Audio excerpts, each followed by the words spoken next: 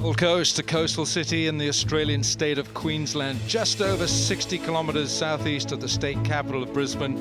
Welcome everyone, wherever you're watching, to the land of gorgeous beaches, gorgeous countryside and idyllic weather. Over 47 kilometres of pristine beaches, and little wonder it's aptly called the Sunshine Coast. 27 countries competing in the 2015 Total BWF Sudirman Cup, and we're here at the Gold Coast Sports and Leisure Centre, a brand new facility that's already ready for next year's Commonwealth Games, but right now the focus is very much on this prestigious tournament in the badminton schedule, the Sudirman Cup. In Group 1 we have 12 nations competing. They'll be subdivided into 4 groups. In Group 2 we have those nations there, 8, and we have 7 in Group 3. Our concentration will be on those in Group 1, where China are the defending champions. 10 times they won this event since the inaugural edition in 1989.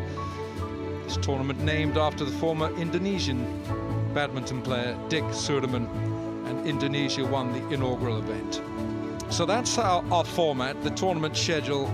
Days 1 to 4, it's the group stages, and we'll show you those groups in a moment. On day 5 we get towards the quarterfinals, day 7 the semi-finals, and then of course next Sunday it'll be the Group 1 final. There will be other finals of the other divisions, but we'll be looking very much at that final. So here we are in Group A. It's China, the defending champions, Hong Kong and Thailand.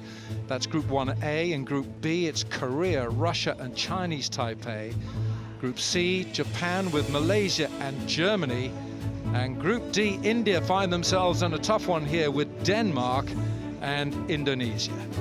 Those are the 4 subgroups in Group 1. Already we've seen a resounding win for China over Hong Kong, and we saw some outstanding badminton in that match there, that tie I should say. The tie between China and Hong Kong. Hong Kong coming back strongly in the last match, 5 matches in the tie, but 4-1 that score. Tonight it's Korea against Russia.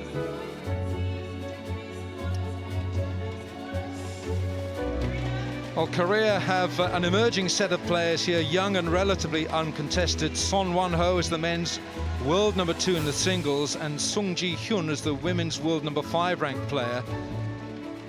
Kim Won-ho, just 17 years of age, but he's already touted as a future Olympic champion. His mother was.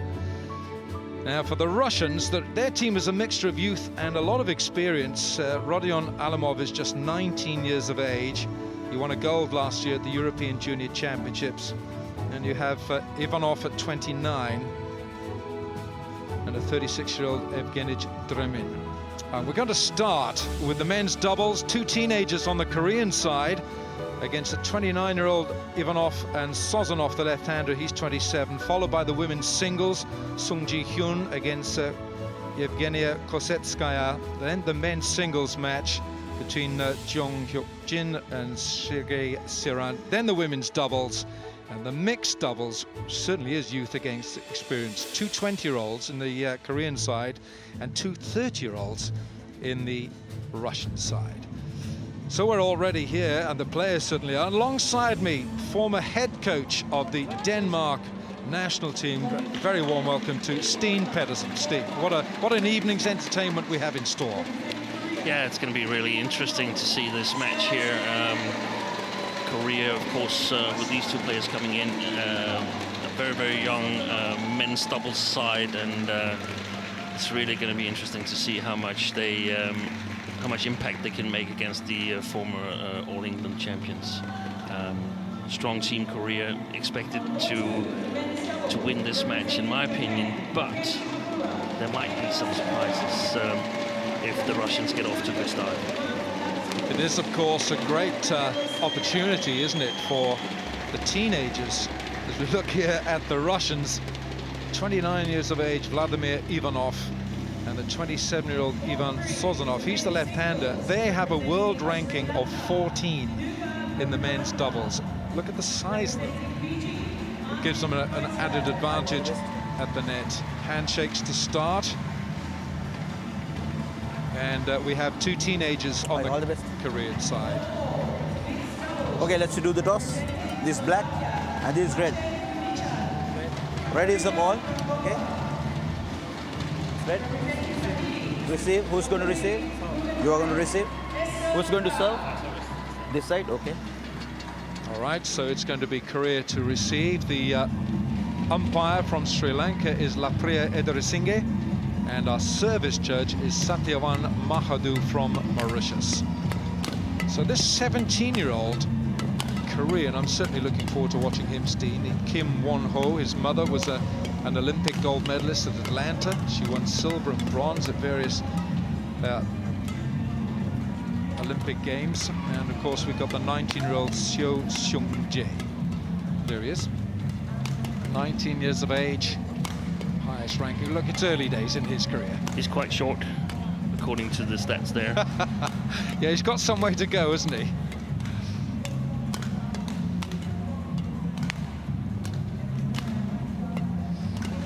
Well, this is the young lad, Kim Won-ho. He's 17 years of age. His mother coaches him. He's got other coaches as well, but his mother would tell him whether he's played well or not. His mother was Gil Yong-ah, Olympic champion in 1996 at Atlanta. He's 17 years of age, this youngster.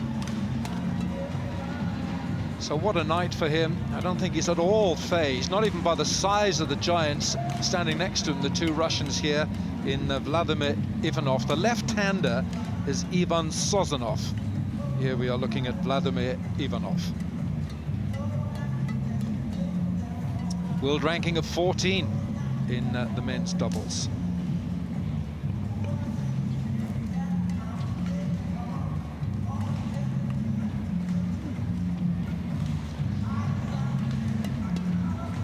Made his debut senior international in the year 2002, way back some 15 years. Ivanov 197. That's getting on for, well, in old money, well over 6 foot. That gives a huge advantage at the net, doesn't it? Yeah, not necessarily at the net, because at the net you really need to use quick, fast movements, but especially from the mid-court and the back-court, where he can hit really, really steep smashes. And of course this long reach that he's also got.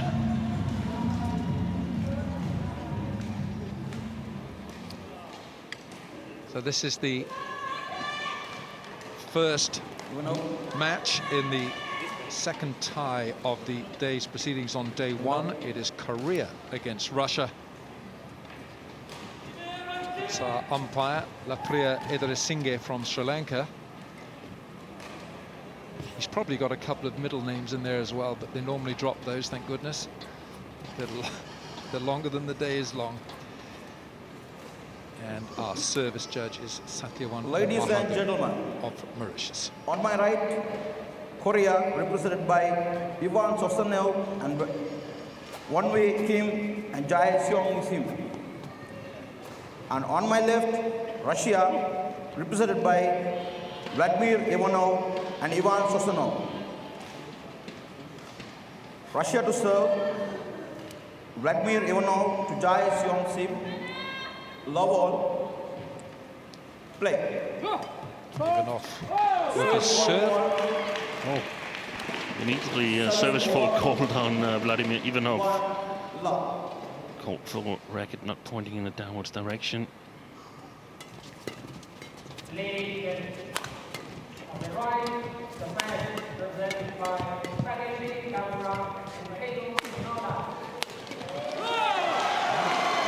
Well, some early signs that the youngsters are combining well, the 17-year-old and the 19-year-old.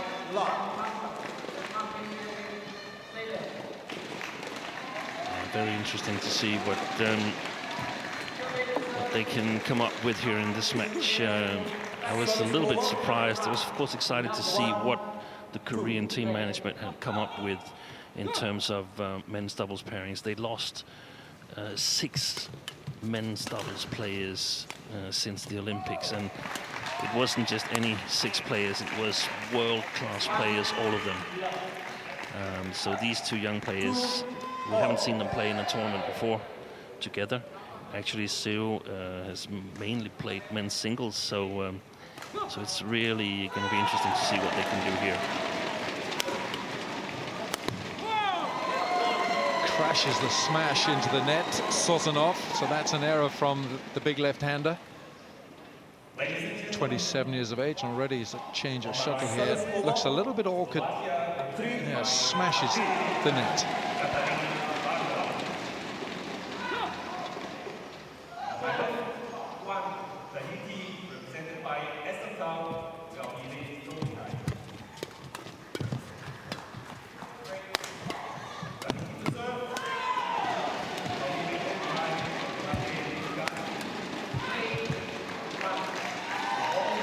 Sozonov, the left-hander's got a very powerful smash, and he's using it with great effect.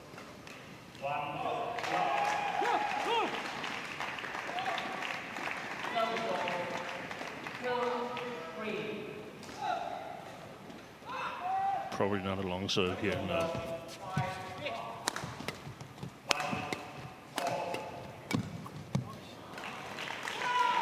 Well done by Ivanov.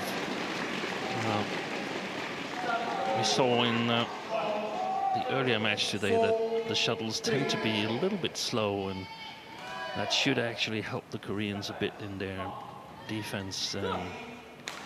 But so far, really good flat game from the Russians as well.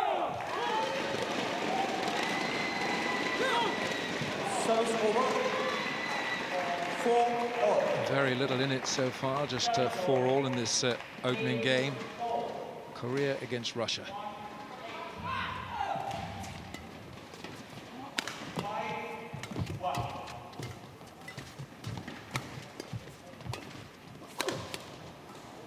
Oh, it's just wide.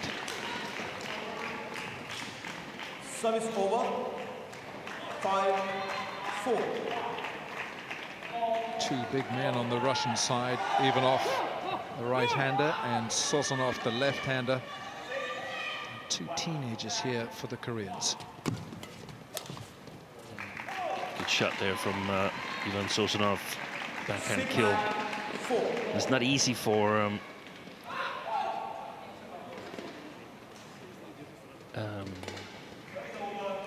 Ivanov to kill that off the backhand there. One of the more difficult shots from the front court.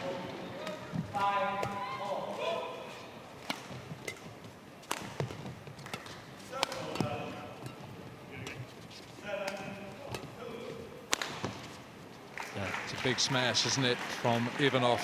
Big man, as you said, from the back of the court. He's such a dominant figure at the back there.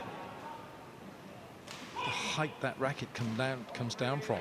Yeah, and that's exactly one of the things that makes his smash so efficient. The steepness of the shot. 3-point lead here now for the Russians. 7-4.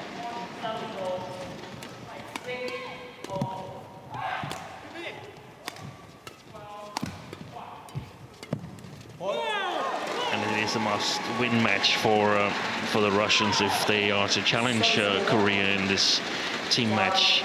In my opinion, I mean, very experienced pair here. They should get their team off to a good start. Some good defense there from Seung Jae, the left-hander for the Koreans. Well, that's 7-4 is now 7-6. So these two youngsters fighting back.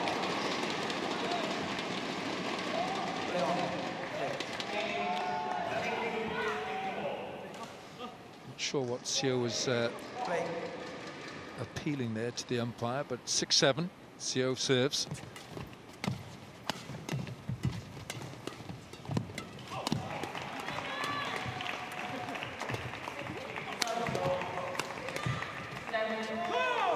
Two good smashes from Seo as well. They brought it back. It's level at 7-all. Good work by Seo on the back court there. As a tradition, we know that the Koreans, they always in the doubles discipline, they play out of a very, very strong defense. That's the first part of the game they develop, and we can see that these two players, Kim and Seo, they are doing pretty well in the defense in the beginning of the match here, just as expected.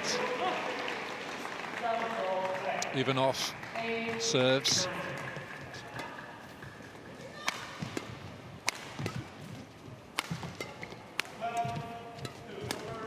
Yeah, it's Sozonov again with that left-handed smash. Yeah, and a little bit of misunderstanding perhaps on the Korean side, and I mean that's natural, playing their first tournament match together. It's a whole new raft of new faces for the Koreans.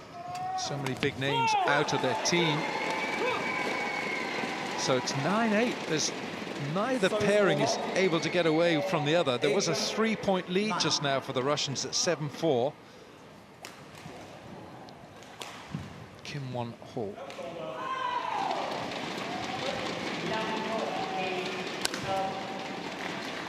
There's that big smash again from Ivanov. There's a lot of pressure he puts on the Korean defense there. Well placed. He's up there a long time, and that's got to come down from, it's got about 10, 12 feet. 10-8, the score. 11-8. So 11-8 at the break, and very little in it, even though that you can sense the power of the Russian pair, and they want to literally blast these young Koreans off the court. How do you see it, Steen? Yeah, one of the problems for the Russians, of course, is that they don't know these two Korean players either. So in men's doubles, there's a lot of emphasis on the service situation, as we normally discuss, and the players and the coaches, they watch a lot of video. The Russians haven't been able to do that here, so they also use the first part of the game to sort of figure out what are we up against, how are they playing these two youngsters here.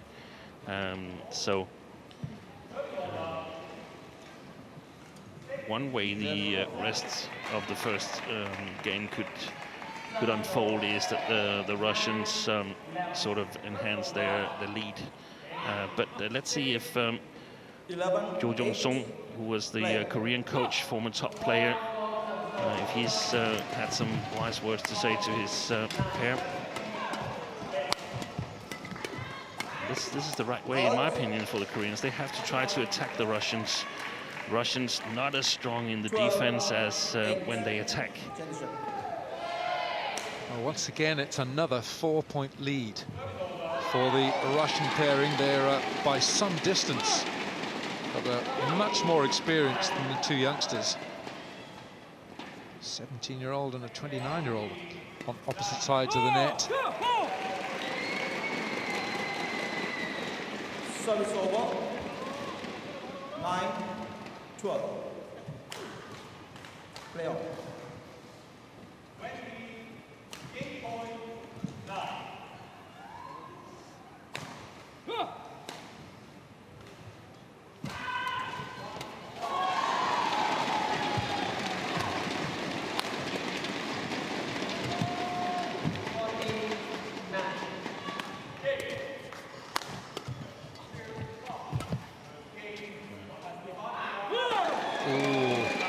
Judgment. Very good, wasn't it? 10-12. See, that 4-point lead is now just 2. Yeah, and the Koreans, they are not that dissatisfied either, because I mean, they're the debutants. They are opening the team tie, and they're just 2 points adrift. So nothing bad has happened yet. They're still very much in it. Just catching the net there by the 19-year-old Seung. He's the left-hander. A little bit warm in here. It's even though there are air conditioners around, some of the players were saying earlier that it is quite a warm atmosphere inside this wonderful complex. Gold Coast. Yeah, Gold Coast outside, I can tell you, is a humid atmosphere. Oh. Service over. Well, that's a mistake from Ivanov.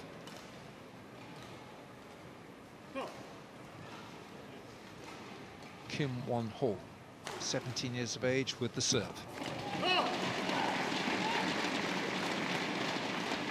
Service over. 14-11. And even though I feel the Koreans have actually done quite well so far, I still sit here with the feeling that the Russians are pretty much in control of this first game, and they can sort of decide when they want to score a couple of points, raise the level of their performance a little bit. Well, yet again, it's a 4-point deficit. It's never been more than 4, but they've had it a couple of times. Great cross-court angle there from Seung. And that took Sozonov by surprise. 12-15. There, that one there. A little bit flat-footed, Sozonov.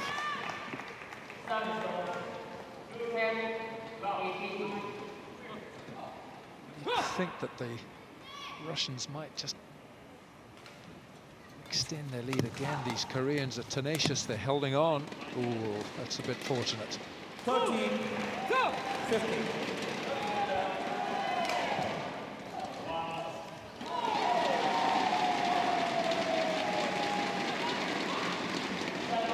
A lot of noise, of course, around the courts, different matches taking place.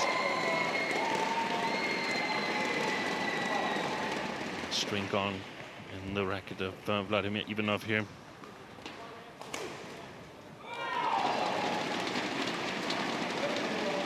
Yeah, immediately looks at the racket.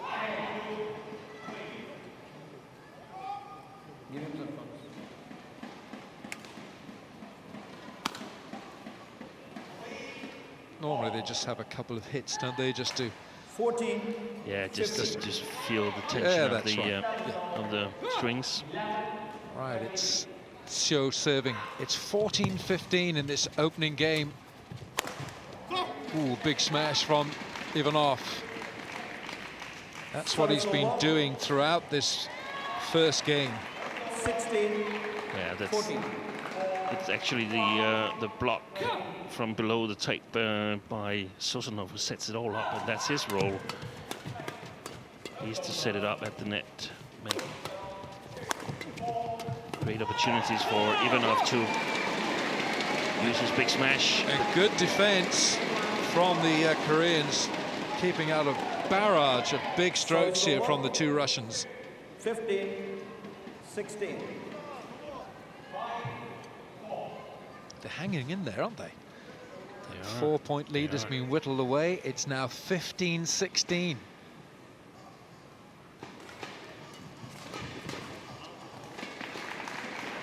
Well played, Sozonov. Service over. Set situation. 17.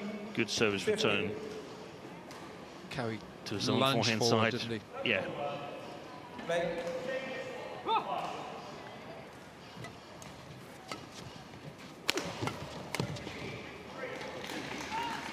Good interception again by Sozonov. 18-15.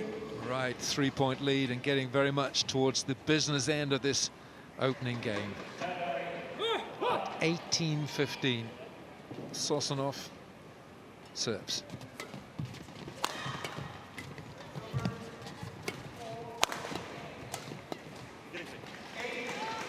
Having to defend a lot, the two young players. 15. Yeah, and that's going to be the deciding factor, whether the Koreans can get out of their defense and get to attack on the Russians. If they are forced to play too much defense, they're going to lose in the long run.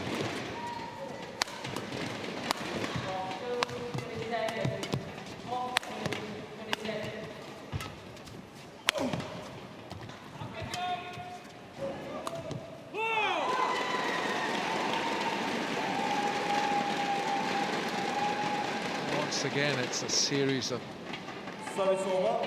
big forehands here. Here we go, Ivanov. 19. Doesn't get hold of this at all. No, try to disguise drop shot as a variation, which I think is the right thing to do. You have to variate. You can't just fire smashes away all the time. So even though it was a netted shot it was still useful in terms of the Koreans not being able to focus solely on the mid-court and the defense. They know that there can come a tight drop shot as well. Here we have Jo Seung, former partner of Lee Young-dae. Seo serves at 16-19.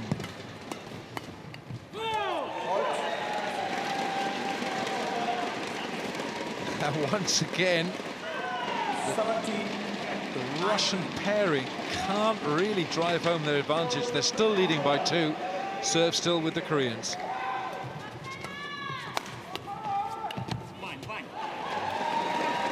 He's lost his concentration, Ivan Sozonov, the last 3 rallies here. 18-19. Just 1 point in it. A little bit late, a little bit hesitant. Can't afford to be that in men's doubles nowadays. Right, 18-19. Seo.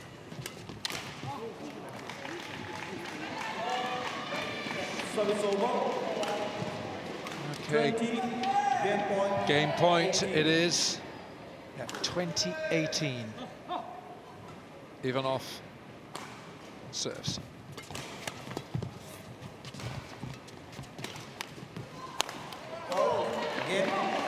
Game to the Russians. It was a miss-hit from Seo, but the Russians, you always felt, were in the ascendancy. They take the first game after 18 minutes, 21-18.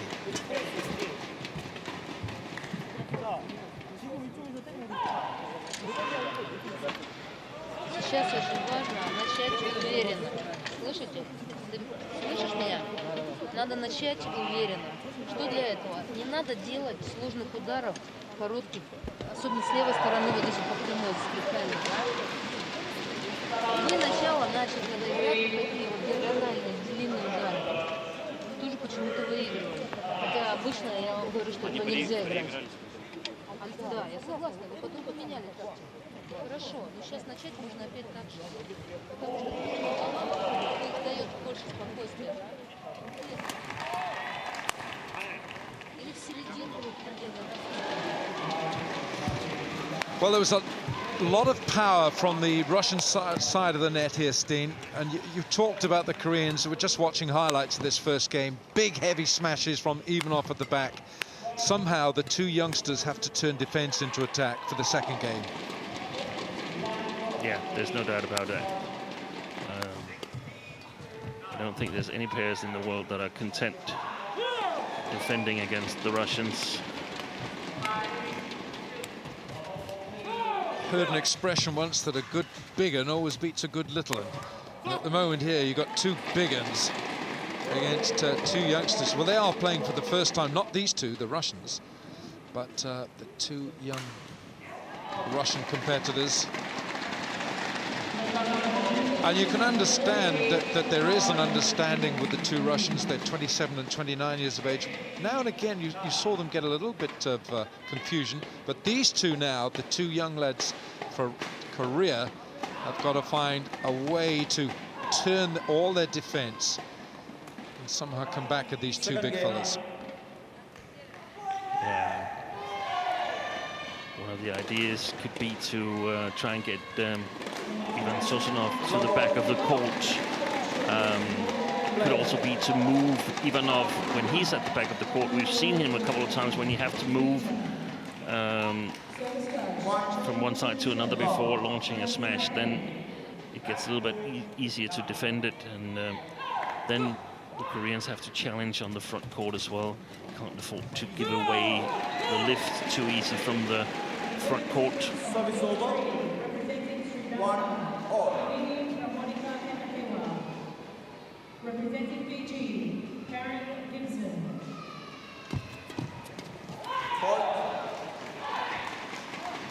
Just that extra power again from Ivanov. He has spent most of that first game anyway at the back of the court. Doesn't venture too far forward, does he? No, the preferred The third positions is clearly Sozonov at the net and Ivanov at the back. Ivanov, very versatile player, plays a really good mixed doubles as well, and used to play singles earlier in his career. Was a very, very capable singles player as well. Service over. 3-2. Such is the power of these big fellas that we're not seeing too many extended rallies. No, the Russians rely very much on their attacking game. They're not interested in long rallies.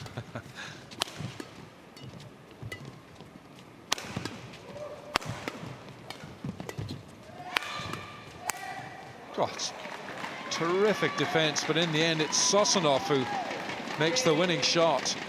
These are thunderous blows from the back of the court. These here, 3 in succession from the big man Ivanov. 4, and then that one there by Sozonov. Yeah, and directed at the same player, and that makes it a little bit easier for Sozonov. He knows that Ivanov is going to target the same player here, so he can focus on spotting the right chance of intercepting. Well, this time from Kim Won-ho, seeing a gap in the channel on the forehand side.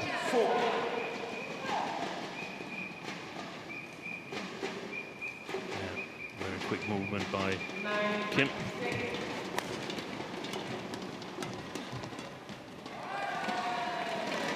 Well, they certainly are peppering the left-handed Seung Jae, and he's doing a lot of defending.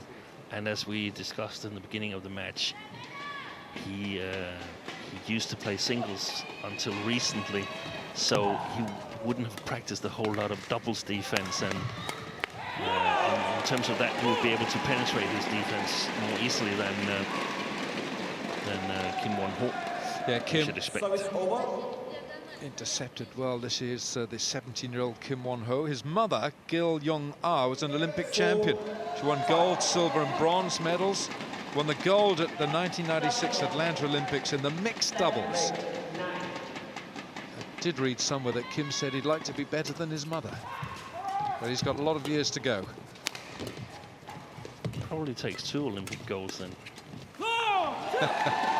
Yeah, the fun thing is that Gil Young-ah actually beat the head coach of Japan, was also a Korean, Park Ju-bong, perhaps one of the greatest doubles players ever. Came second in that mixed doubles final in Atlanta, together with Ra Kyung-min, whilst Gil Young-ah was winning with Kim Dong-moon. Of course, Kim Dong-moon and Ra Kyung-min are now married, and Ra Kyung-min is also part of the Korean coaching team. We'll see her later on in this match in women's doubles. Service over. Coaching the women's doubles. 5. How many shuttles have we changed in this particular match? Because they're hitting it so ferociously hard. Those feathers are being smashed all over the place. Not much in it. 6-5. Ivanov serves.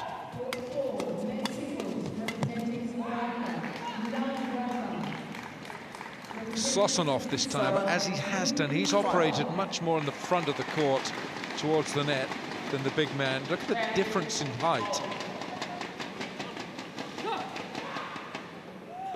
7-5. Koreans ahead in this second game.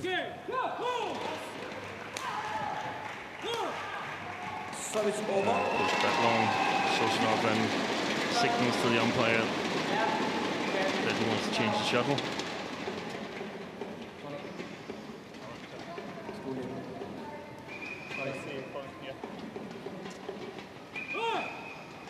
Play. All right, 6-7. Kim Won-ho. Fault. Service over. Very alert there by Ivanov. I think he's done well in the flat game. He's looked really good in the flat game. had the opportunity of watching them playing in the European Championships. Didn't medal this year. Oh, what happened there? Just looked like he tripped Ivanov. Service over. 7-8. But they didn't look to be in that great shape in the European Championships. But here they've, in my opinion, been quite dominant in the flat game. So perhaps they're on their way back to the level that won them the All England Championship in 2016.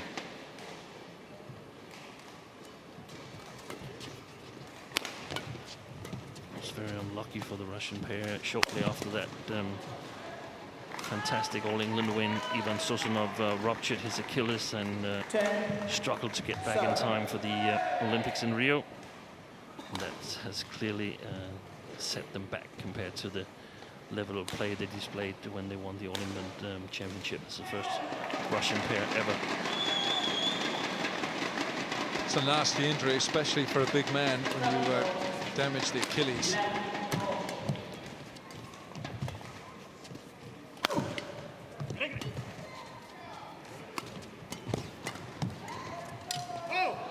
A little misunderstanding between the two teenagers.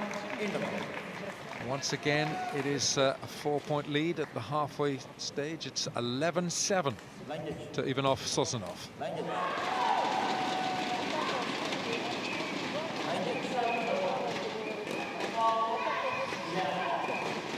It's a similar pattern, isn't it, Steen, where we're seeing the two young Koreans here having to weather a barrage of big hits coming their way, and as yet they're unable to turn that defense into an attacking mode. It's just going to continue the rest of this second game. There's no doubt in my mind that it's going to continue. I mean, the Russians are just a better pair. They're better in the service situations. They come out ahead in the service situation, are able to put pressure on the Koreans. So it's going to continue, and of course it has to be the case. If you lose 6 world-class men's doubles players, there's no nation that can still have players that are competitive at this level if you lose the 6 best players. And 12-7. That's how it has to be, and I still think they've done well, these two youngsters here. There's a lot of work ahead of them, but we know that the Korean team, they definitely have the knowledge to do it. Lots of former players now coaches. Well, that was a 5-point lead for the first time in this match. There's been plenty of leads of 4 points, but it's still now 4 with Kim serving.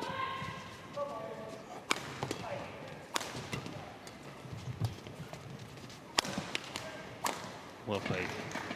Exactly how the Russians wanted to unfold. When Sozonov is at the backcourt, he's able to maneuver himself to the net. That shot there moves forward. Ivanov comes in with his smash, and Sozonov can finish it off.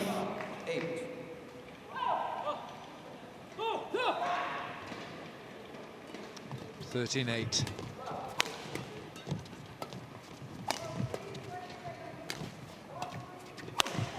Oh, good movement, excellent play by Ivanov here. 14-8. Look at the angle. Look, Yeah. look at almost off balance, and Yeah. he still hits it cleanly for the winner. 14 points to 8. It's a 6-point lead now in this second game. Service over. I'm not really sure what the umpire is calling here. He's not showing it very clearly. Sorry, the service judge, whether it was not pointing in downwards direction. Shaft. The shaft of the racket has to be downward. Shaft of the racket has to be downward. He's telling him now. Yeah, I couldn't hear what he was saying. I think he's saying the south of the racket has to be facing down. North, south. the shaft of Nine, the shaft of the 14. racket. Play. But that's also a little confusing explanation, because I mean, what is that? Is it the whole shaft? I mean, it should be, the shaft should be pointing, the racket should be pointing in a downwards direction. That's what the players understand. 10. The shaft 14. should be down. You can't take the shaft down without taking the racket head down and the grip down as well. That's impossible. So, a confusing explanation, in my opinion.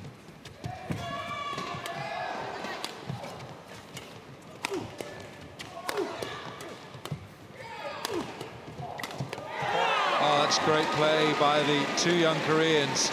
I could see them, I think they're beginning to realize that they've got to start thinking of attacking these two big Russians. And they're crawling this back here. 11, it's 14-11. 14. Yeah. Good work and good coverage at the net by Kim Won-ho. Excellent service return by Ivanov, and Service over. he gets a little annoyed because the Koreans are shouting as if it was in. Wait for the line.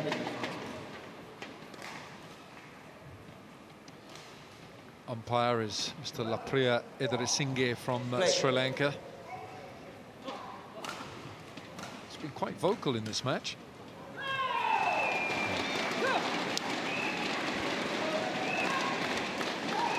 Well, you feel that Kim Won-ho and Seo Seung-jae have got a lot of work here if they're going to 15. level this one.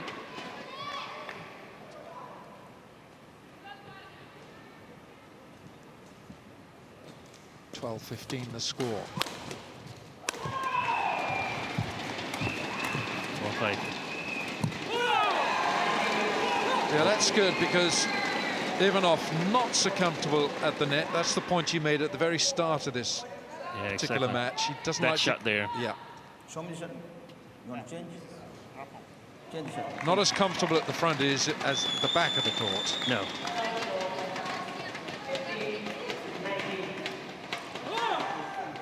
Play. And what was a 6-point lead has now been reduced to just 2. Kim serving at 13-15.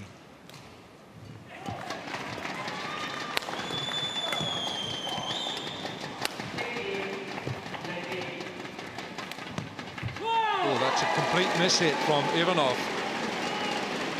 He hasn't miss hit many, but that certainly came off the 14, rim of the racket. 15.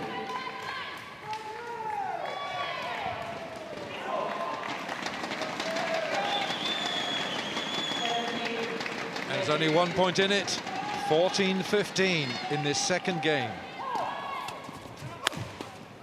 That's not a miss hit. Straight out of the middle of the strings. Service over. We can see when the Koreans are serving, 14.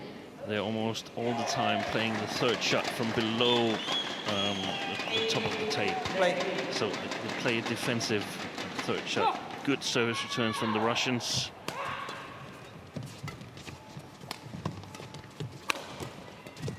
And here we saw Vladimir Ivanov. His third shot was 17, played at tape level 14. and makes a huge difference on the number of possibilities you've got to make good shots. All right, 17-14. Out. Service over. 15-17.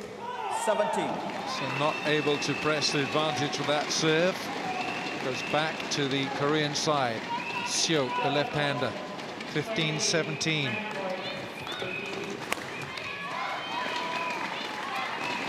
It's a big weapon, isn't it? Service over. Yeah, it is. Big It is. forehand, overhand, a big smash.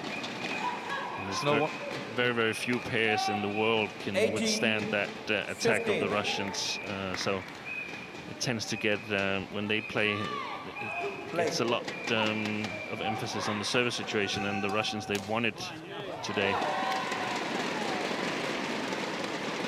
A little fortunate. Service over. 16-18.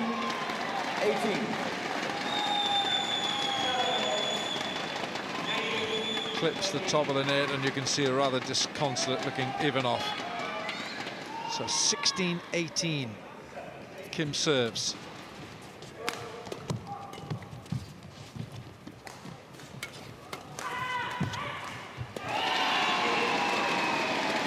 Oh, it's called in. It's in. That's a misjudgment, miscalculation from Ivanov. 17-18.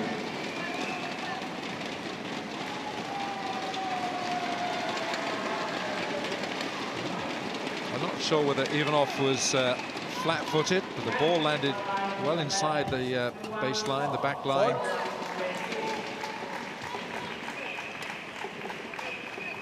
Service over. 19-17. 19-17.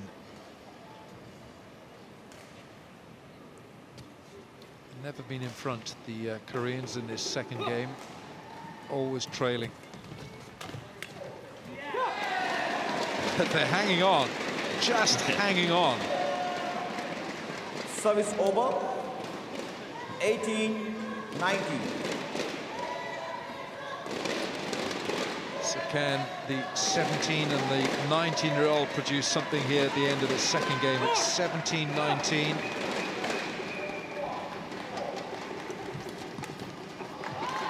No, they can't. Sozonov has made a nuisance of himself at the front of the net, and 20, match it's point, a match 18. point here now for the Russians.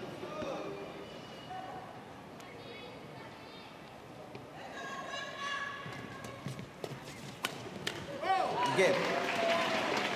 So that's a very good win for the Russian pairing. They got all the experience and a wealth of power.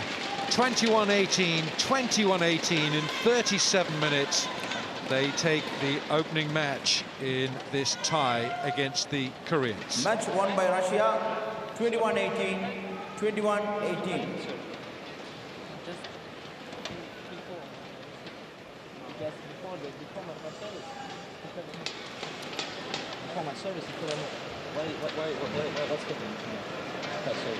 Just a little chat there with Sozonov and the service judge Satyawan Mahadu from Mauritius, just to get clarification on one or two calls there. But that was a very powerful display from Sozonov and Ivanov.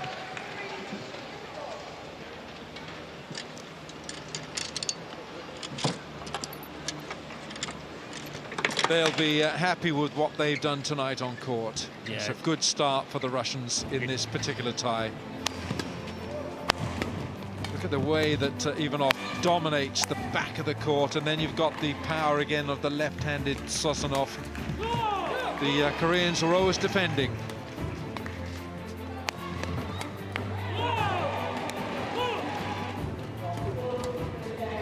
I was expecting a lot of a 17-year-old and a 19-year-old to try and dominate against two powerful forces in men's doubles. Sheer weight of power told in the end.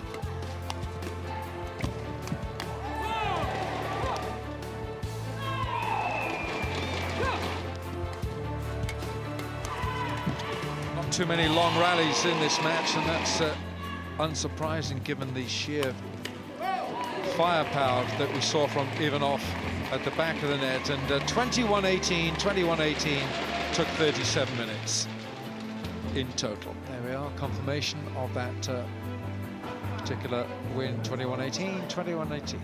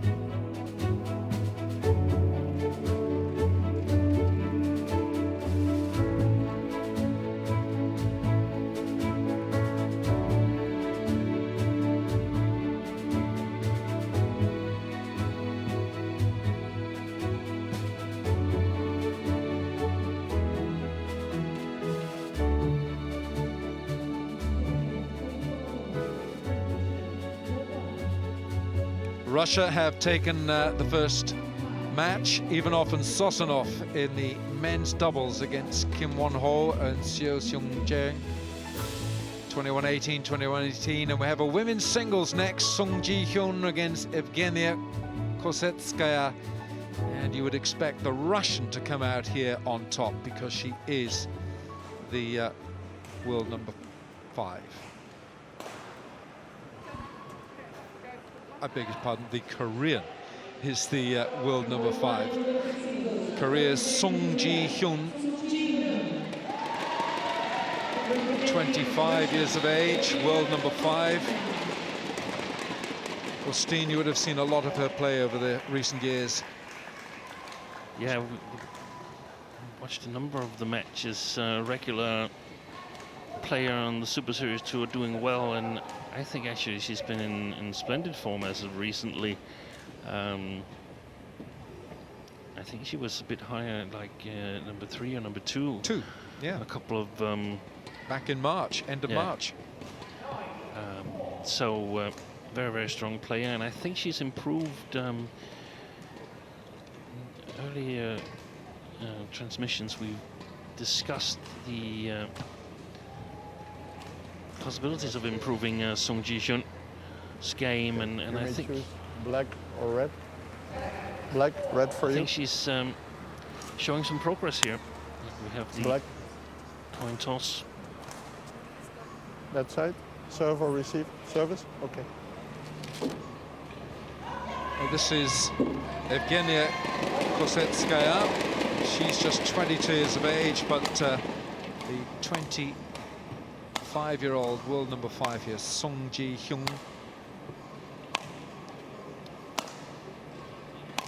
She is very much a flag bearer for Korean badminton in this Sudirman Cup. Coming into the tournament, she highest ranking there of 2. That was in March. She's at number 5. Coming into this tournament last month, she lost to the Badminton Asia Championships in the 2nd round to Jindapol of Thailand. And just before that, she lost to Carolina Marin of Spain in the semi-finals of the Singapore Open. And just before that, she lost to Tai Tzu Yung of Chinese Taipei in the final of the Malaysia Open. So, doesn't come in with a lot of form, and that will help the thinking of this young lady. 22 years of age, Evgenia Kosetskaya, 22, with a world ranking of 42. Chelyabinsk in Russia is where she's from, and that's a place I've not been, Steve. You might have. I think actually one of the, as far as I recall, either Sozonov or Ivanov also comes from Chelyabinsk. There's some certain hotbeds for badminton in Russia. Our umpire is Freek Cox of the Netherlands. And our service judge comes from New Zealand, Richard Bramley.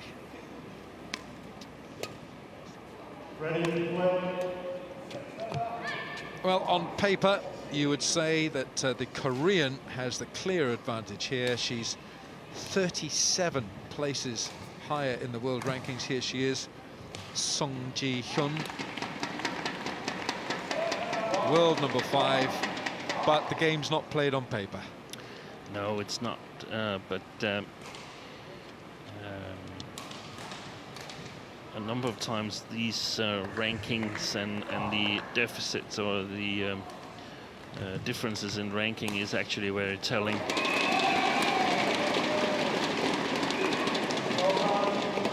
Sometimes see upsets, and I think, of course, Korea the favorite in the remaining 4 matches, so Russia definitely looking to create some upsets, and this is a tough match for Kosetskaya, in my opinion.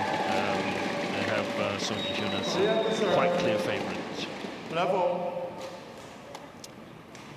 Play.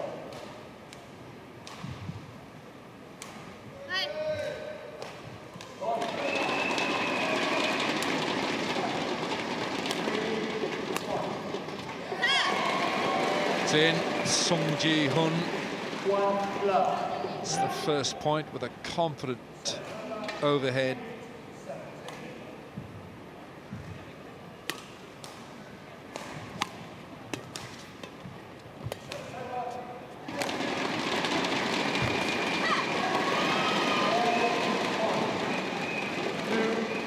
It's just not much between them in age, just 3 years, but in terms of their experience, there's a whole gulf between the Russian and the Korean. Korean at world number 5.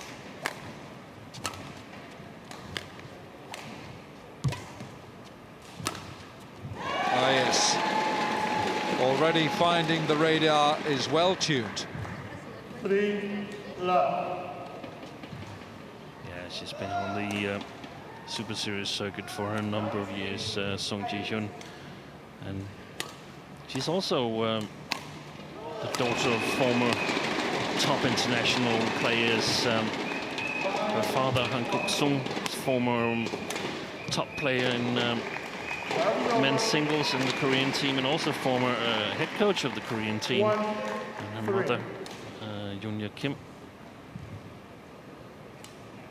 perhaps even better, in around 1990s or something like that. What a return of serve that is from Seung Ji-hyun. Just nonchalantly smashes this past the server. Just left Kosetskaya flat-footed. 4-1. Korean leads.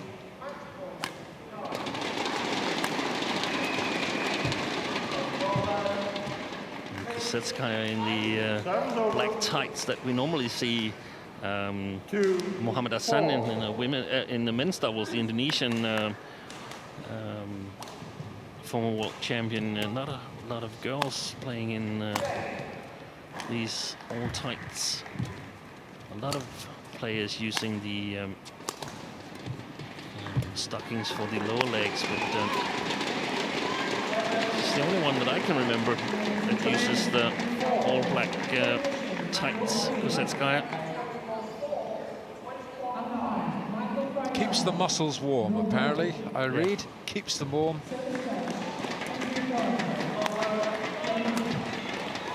Great shot.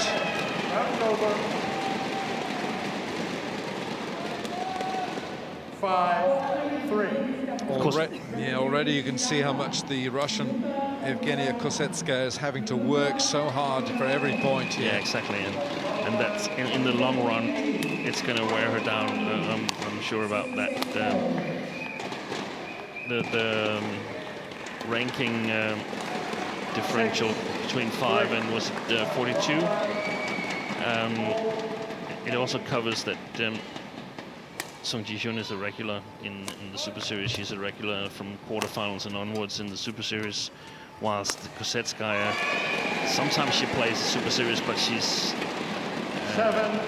normally playing at a little bit lower level, Grand Prix tournaments, perhaps even some international challenges.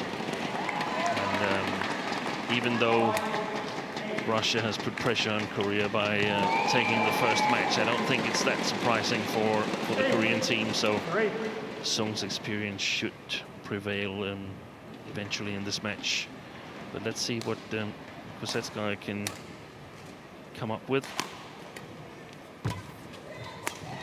Oh, once again, it's that overhead that's working, that smash is working so well for the Korean. Very crisp shot, that one from Seung. Yeah, she's just picking up on that backhand side to the Russian. But that serve is getting way up into the lights, into the roof of this wonderful arena. But it's a commanding lead against the 22-year-old Russian now. It's 10 points to 3. It's another big serve goes up into the lights. She's toying with it at the moment. This is a free lesson being given by Seung Ji-hyun. It's 11-3.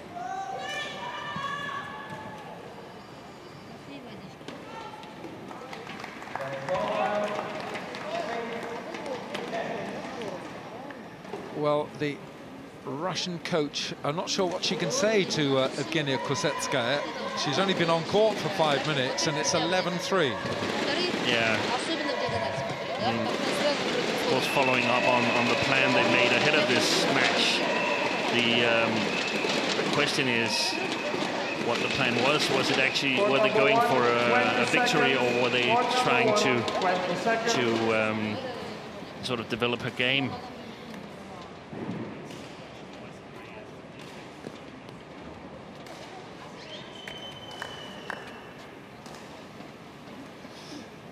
Right, that only took 5 minutes. 11 points to 3. 5 minutes of play, and Seung Ji-hyun once again.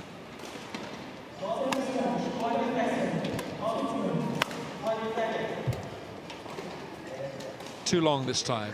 No. It's called in. It is in, is it? But unfortunately, the linesman on the sideline called it out. And it was nowhere near that line, so I'm not really sure what he was calling. Perhaps just sort of exercising his arms a little bit to keep himself ready.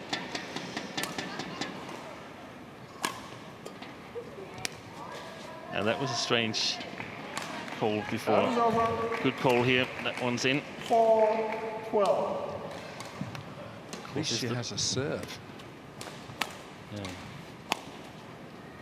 Of course, if the players disagree with the line calls, they always have the possibility here on the TV court to challenge, use the instant replay system. We haven't seen a challenge yet in this match, though. Haven't seen a challenge tonight. 13-4.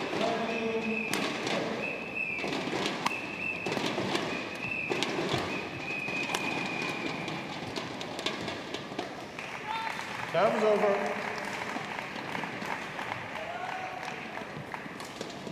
5-13.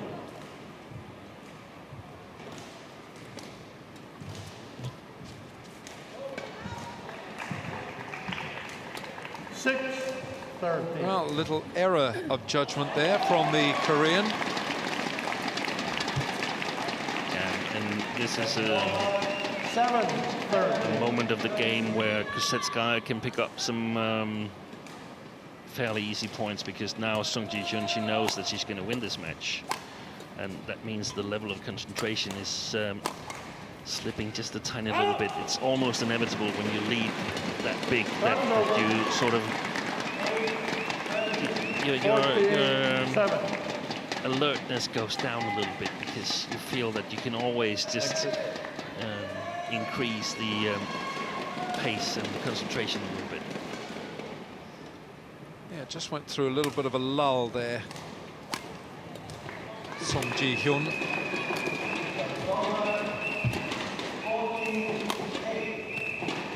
That's long, way long, this time from Kosetskaya.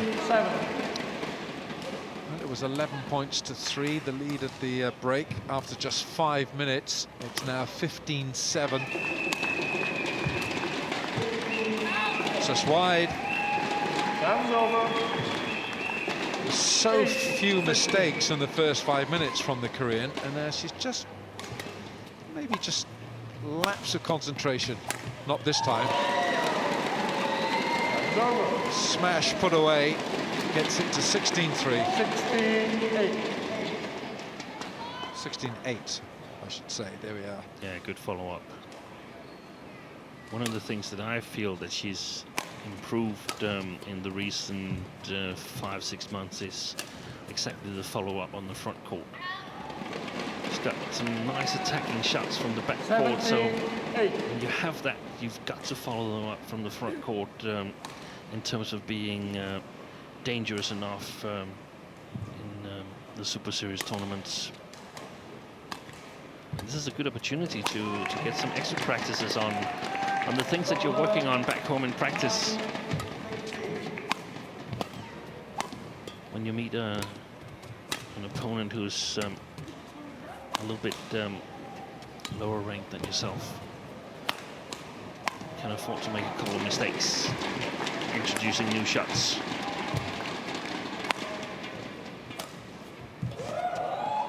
Oh, that was a great rally. That really was a high-quality rally from both players. In the end, you'd have to say a little bit of fatigue was coming in here. You start building up lactic acid in the muscles, and another stretch that time when she couldn't keep it in play.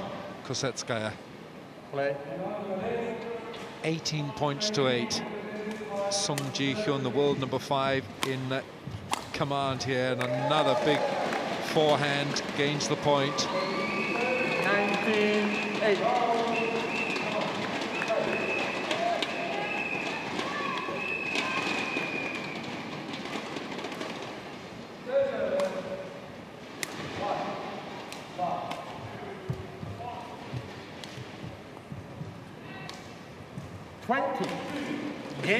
So game point, and it hasn't taken very long. Game point at 20 points to 8 for Seung Hyun. Serve's over. 9-20. But can't convert.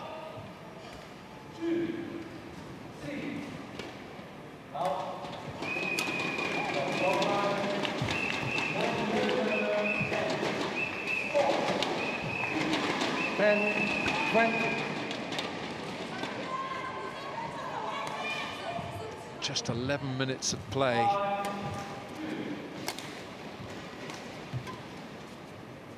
That's wide this time. So game, and an easy one at that. After just 11 minutes of play, it is 21 points to 10 to Seung Hyun.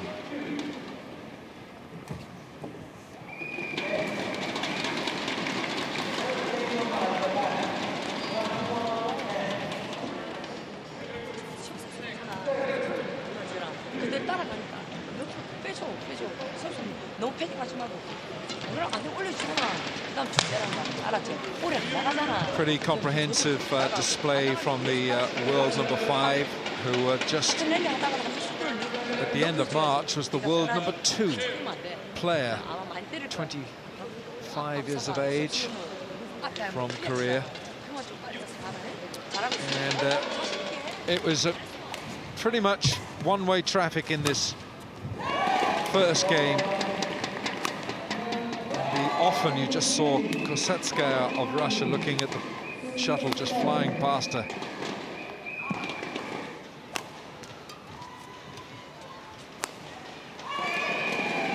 Just a string of winners from the racket of the talented South Korean. Time and time again, great movement. Great fitness, obviously, by both players, but world number 5, you are showing your opponent why you are a world number 5.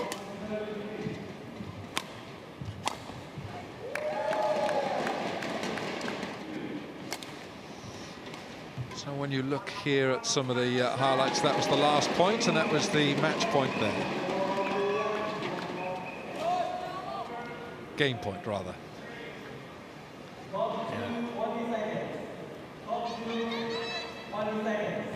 So Evgenia Kosetskaya was given a bit of a lesson there by Seung Hyun. Play. Will it be a familiar pattern in the second?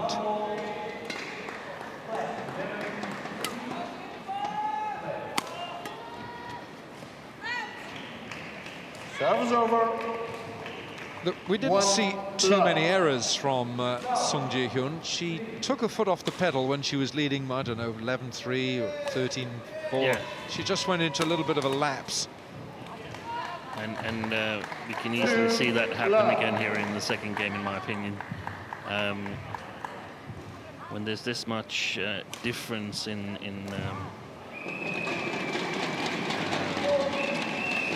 strength, you know that Seung knows that she's going to win this match. I mean, she's made 3 mistakes now. It doesn't bother her at all. No. Because she knows that it's a matter of time before I get myself together, and then I'm going to win this match, because I know that from the things that have happened in the first game, the things I can see my opponent is capable of, and knowing what I'm capable of myself. but it's a matter of not overdoing it or underdoing it, you could say. If you have to struggle too much, this is also about sort of getting your self-confidence up for the next matches. You have to start thinking to the next matches in the tournament as well. And I saw the coaching that the Korean coach Kim Ji-hyun was doing in the interval. She was talking quite a lot to Seung Ji-hyun, and I'm certain that they are already thinking further ahead as to Seung's game and where she needs to improve and so on. And I'm pretty certain they're using this match as some sort of training. Here we have Kim Ji-hyun. Of course, it's not a training match, but it's like we mentioned before, it's a good opportunity to implement new shots, new routines. I think it's the first time in this match that the lead has been with the Russian. She never had the lead in the first game. Just a bit long, so it's 4-all. She reached the quarterfinal with Kosetskaya at the Europeans in Denmark a couple of weeks ago.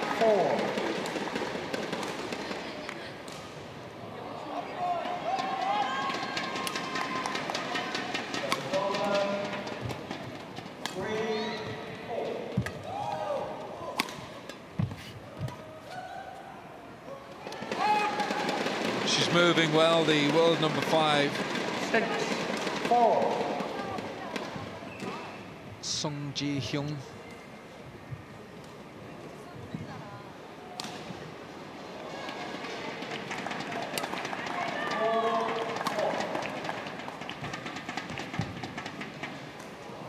Ooh, it's a little unfortunate for Kosetskaya, that shuttle just balancing on the top of the net, bobbling over.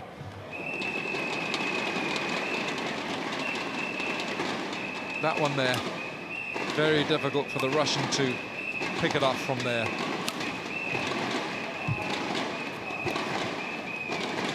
It's long. Evgenia Kosetskaya is having to work so hard, and that's why the errors are coming, because of the pressure she's been put under by this very gifted world number 5.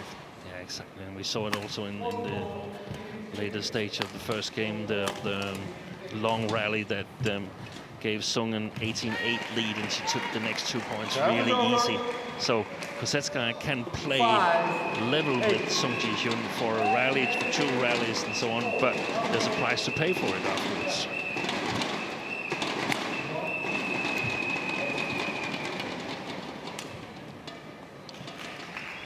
Well, the error column will be a small one, and that will go in it, that forehand into the net from Seung Ji-hyun. I guess that when you do get into single figures and you're in the top 10 of the world, you want to make as few errors as possible. And that's why when you get a match like this, Seung Ji-hyun would want to deal with her opponent as emphatically as she can. 7-8. But Miss Kosetskaya is hanging in here in this second game. 7-8. It is, having lost the first one 21-10. Serves over. 9-7. Getting pretty warm out there on that court. She's working hard all over the court.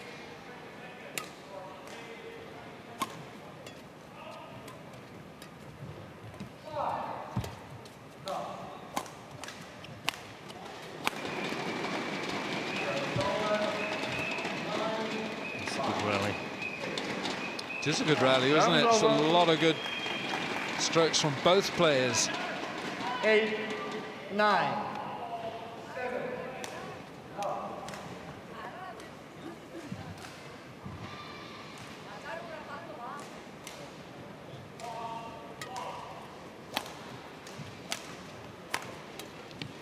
No, a little bit casual with that.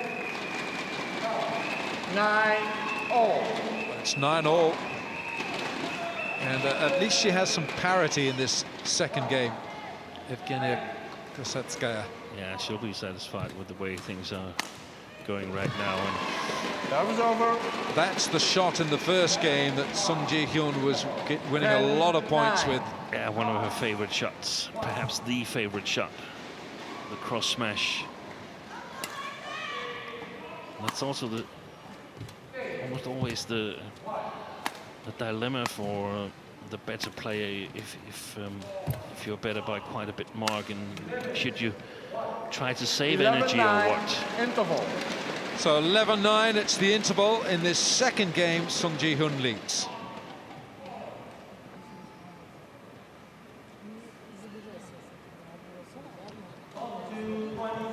Very often, if you try to save energy, you end up making mistakes because you're not used to playing at that pace. So it's actually less energy consuming to just go out and give as close to 100% as you can, and the match will be over much quicker, and you'll conserve much more self-confidence.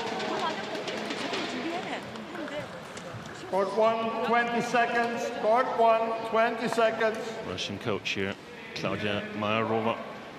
Just look at that face, though, Steen. It's almost like a resigned look, as if to say, well, I'm doing what I can here, but I can't. Yeah, exactly. I'm doing everything I can, and that Korean on the other side of the net is just... 11-9. She's there all the time. Yeah. Play. Here we go. Now, can Evgenia Kosetskaya here, the receiver, can she make ground on the Korean? Sung Ji-hyun leads 11-9.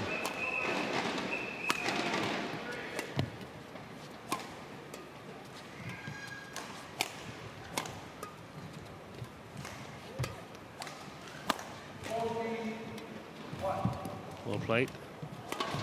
Good rally by Kosetskaya. Can she win it? No. There's that shot again by Sung Ji-hyun. A bit of contempt in the winner. 12-9.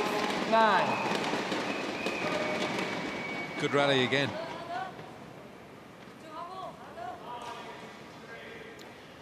And when she comes back home, Kosetskaya, after this match here, there's a lot of information in it for her, because she can actually use it to see, if I'm dominating a rally and then ending up losing it, what kind of shot is it that sort of gets me in trouble?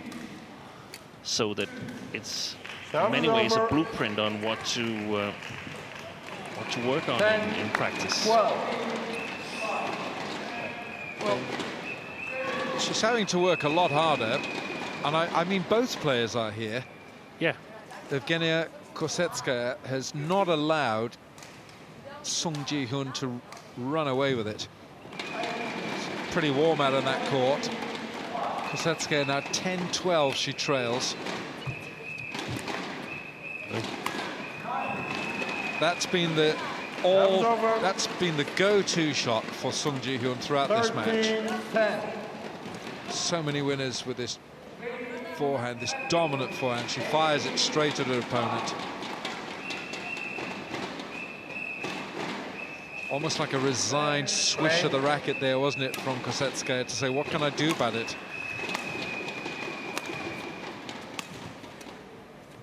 No, hooks it wide. 14-10. So, get ready quicker to serve. A little word there from Mr. Freek Cox from the Netherlands. He wants Sung Ji-hyun to get a bit quicker with the serve. Get ready quicker, he said, with your serve. That was over. I hadn't noticed that it was 11. taking too long time. But I think we've seen much worse examples. But if that's something that the umpires have been told to focus on, then it's interesting to see if they can follow up on it. 15-11. In the matches to come in this tournament. What a delicate cross-court forehand that was from Sung Ji-hyun. We've seen a lot of power from her, but that was a lovely touch.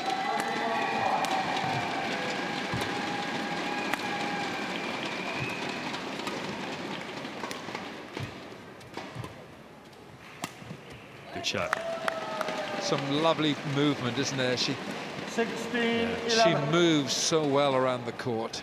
And this slice, straight slice from the backhand side, is really, really difficult, especially when you come moving from the middle or the opposite side of the court. This time a smash. Yeah. 17-11. Kosetskaya has not been able to cope with that smash throughout this contest.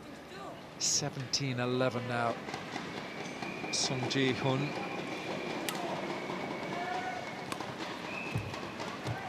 Good return. Over.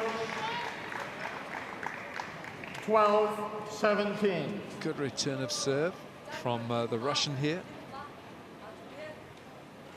Shuttle just dies and looks almost as if she's got a little bit of foot stuck there.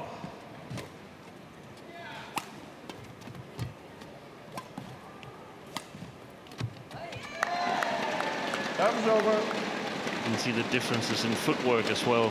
18, Whereas 12. Kosetskaya often takes a number of extra steps in order to break.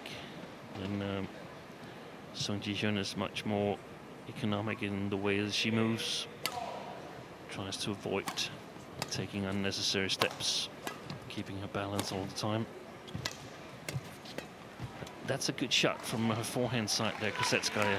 That straight push down her opponent's backhand side. I really like that shot. 18. And that could be one of the things that she could sort of build her game on in the tournaments that she plays, and sort of be able to follow up from that. That was over. Now that's the error from Evgenia Kosetskaya. 19-13. And now Sung Ji-hun has serve at 19-13. She's had to work a lot harder in this second game.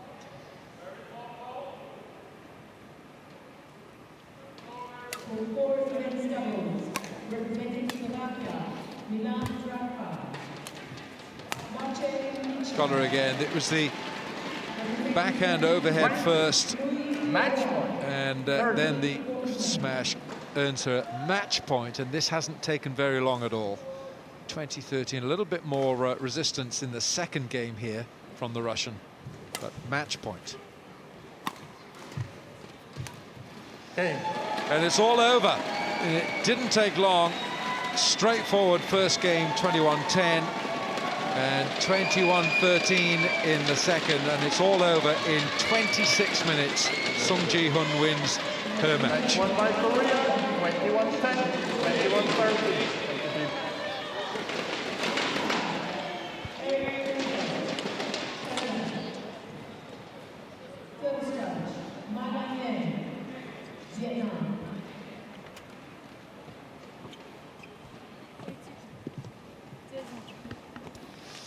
Yeah, Sung Ji-hun will be happy with that little workout. Just took 4 minutes short of half an hour.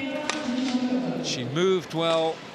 A lot of component parts were working. And for the younger opponent, Evgenia Kosetskaya, at 22 years of age, she knows that if for her to progress up the world rankings, she's got a lot of work to do. Just look at the winners here. This is just some of the highlights from that second game.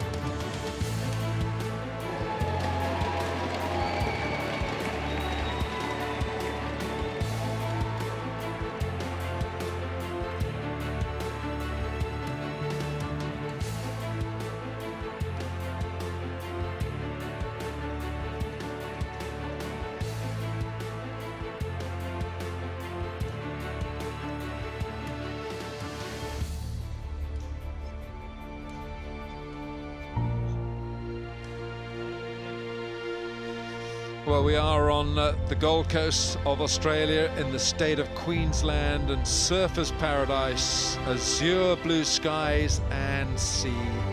It's a beautiful place to be, and this is winter. It's winter and it's 20 degrees.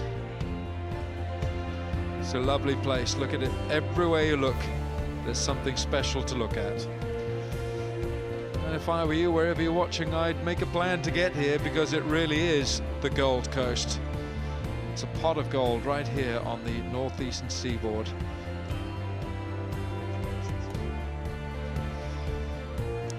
So Korea have leveled the tie at 1-1. Men's doubles going the way of Russia, and Korea winning the women's singles.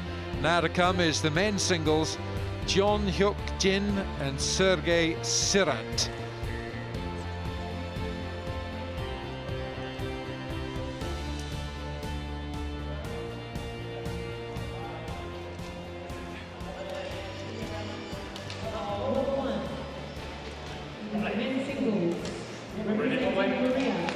So the men's singles now featuring the 21-year-old Korean Jang Hyuk Jin. He's got a men's singles ranking of 41, but in September last year he had got up to number 19 in the world. He was part of the Korean team that won gold at the 2014 Asian Games, and he won gold at the Summer Universiade in 2015. That was the university's tournament where he beat Cho Tien-chin of Chinese Taipei, and he beat Son Won-ho in the final. Here we go. Okay, Jun, black, silver, okay. So it's black, okay, service, this side, okay. The umpire is Kristil Tan Ai Teng of Malaysia, and our chair umpire, we've seen him before this evening. He comes from Sri Lanka. It is Lapriya Edrisinghe. So the men's singles featuring the Russian Sergey Sirant. He's 22 years of age, left-hander, has a world ranking of 75.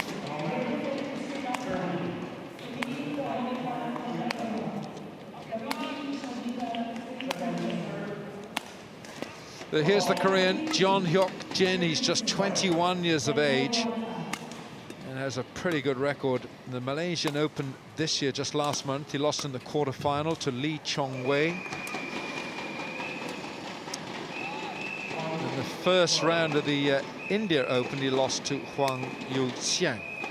But he's got a pretty good CV so far. He's only 21 years of age himself, and he comes into this year's Sudirman Cup with a men's singles world ranking of 41. Well, here's the left-handed Russian, Sergey Sirant. He's 22 years of age, world ranking of 75, from Vladivostok, just a year older than his opponent, but there's 34 places between them in the BWF men's singles rankings. 75 the Russian, 41 the Korean. So our umpire is Kristil Tan Ai Teng of Malaysia, and we've seen Mr. Lapriya Edrisinghe of Sri Lanka before. He's the service judge.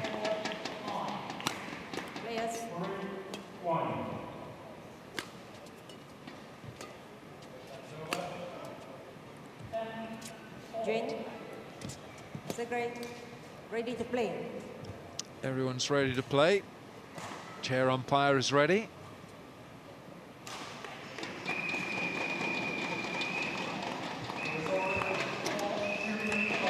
So it should be a good contest this, but again it's the ranking that should go the way of the Korean Jang Hyuk Jin.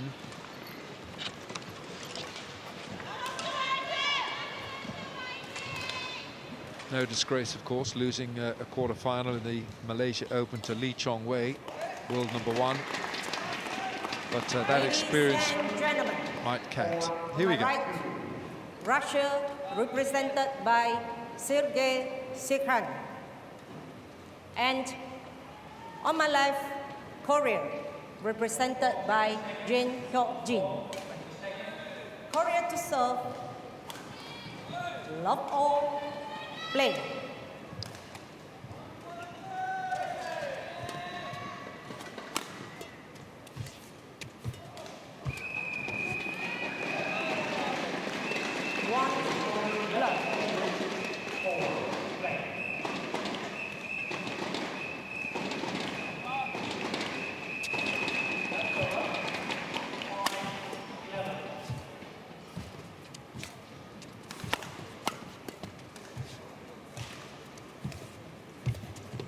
Oh, lovely backhand from the Service over. Russian. 1. Really a very delicate backhand with such an acute angle. And Jang Hyuk Jin couldn't make the return. Heavy smash from the Korean. Service over. 2-1. Looks quite an athlete, the young Korean. He's 21 years of age, and Sirant is only himself 22. Yeah, because they've actually played each other once before, but it's 5 years ago in the German junior tournament. So that's a little extraordinary that they now play each other again in the senior team match here. 5 years, that's a long time since the last encounter, so I'm not sure it really says a lot about what we can expect here, but as a curiosity, I can say that Jang Hyuk Jin won that match in 2 straight games, and it's perhaps not a totally unlikely outcome again. 4-1.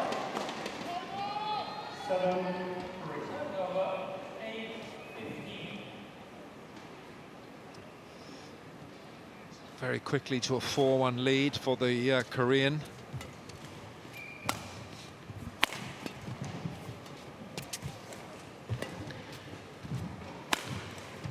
Oh, big smash, yeah, from the Russian. Service over. He's got a good attack, 2-4. Sirant here, and it's a little bit surprising to me, both teams' selection here in men's singles. Normally you would expect Korea to field Seung Ho. It's clearly the highest ranked Korean player.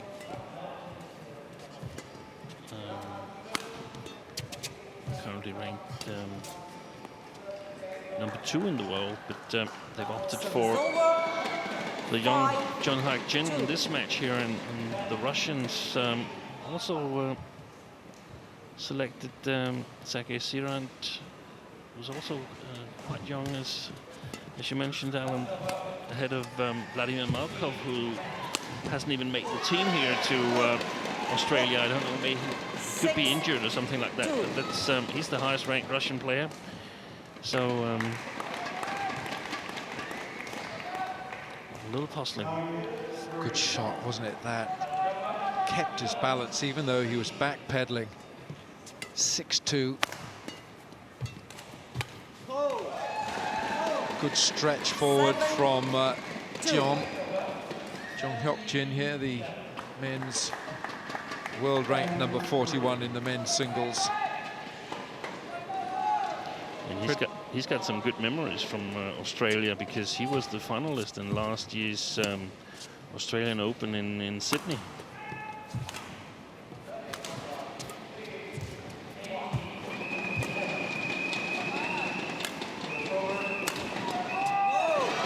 Another big smash. He's moving so well. Well, you'd expect a 21-year-old to move pretty well, but he is. He looks good. You mentioned footwork before in the previous contest that we had. Footwork is fundamental in all sports, but you think of Federer in tennis, you think of Messi in football, and you think of all the great athletes, whatever their sport. It's their footwork that gets them into positions, good positions earlier. than lesser mortals. It is.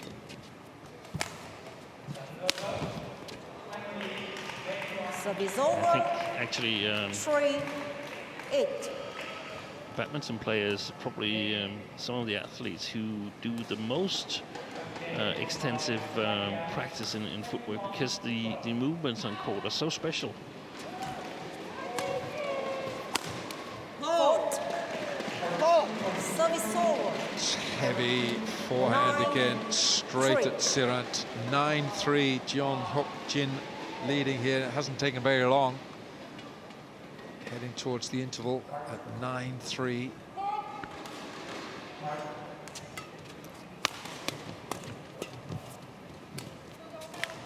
Disguised that time. Looked as if he was going to wind up for a big smash and just took the pace off it.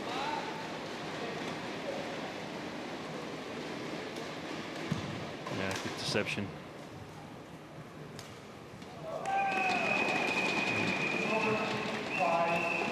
One of the areas where it's easy to tell the difference between the good players and the very good players is the defense. Most players have quite a good repertoire of overhand shots. It's your defense who is really important. 11-3. Oh, what a very convincing display by Jang Hyuk Jin. He leads by 11-3 in this first game. 7 minutes gone. And we have Park Tae-sung, the Korean coach. And of course, one of the differences between Korea and Russia is that now we see Claudia Mayrova, the Russian coach here, and this is her third game that she's coaching, whereas the Koreans, they have special coaches in all 5 categories. So she's got to divide her attention a little bit more. 20 seconds. Also in practice, you would expect. 20 seconds. Coach, please.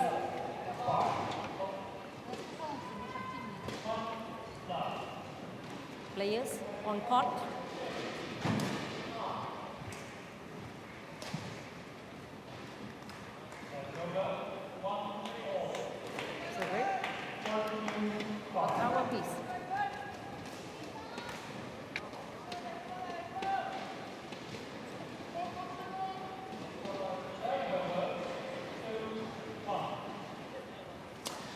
Just 7 minutes this contest, and the 11-3.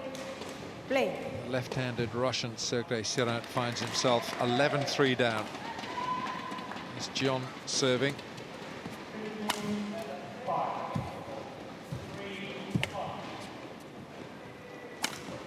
Oh, that has just been such an impressive weapon. 3. Just look at the way he gets up here, and just great shoulder turn, and so much momentum goes into that smash. 12-3.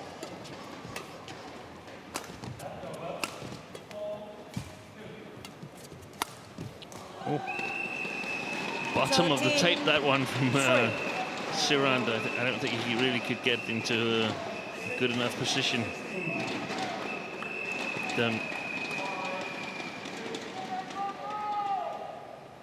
Russia is, of course, the runners-up in the European event, mixed team event this year, held in Lubin in Poland. Lost to Denmark in the final, but reached the final for the first time ever, the Russian team, in the mixed event.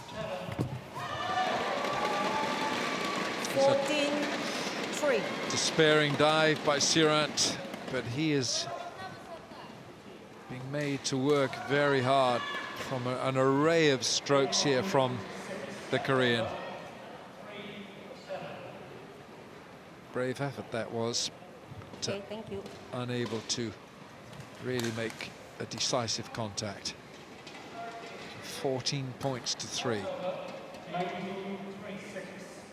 Pretty emphatic display so far from the 21-year-old Jang Hyuk Jin.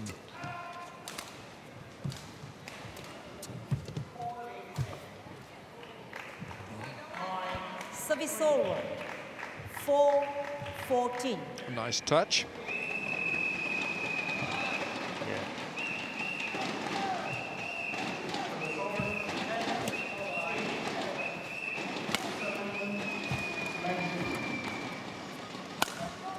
Good shot. Strong. 5-14. Strong smash, good attacking capabilities, but definitely not up to the task in terms of defense. Sergey Sirant got to work on that side of the men's singles game.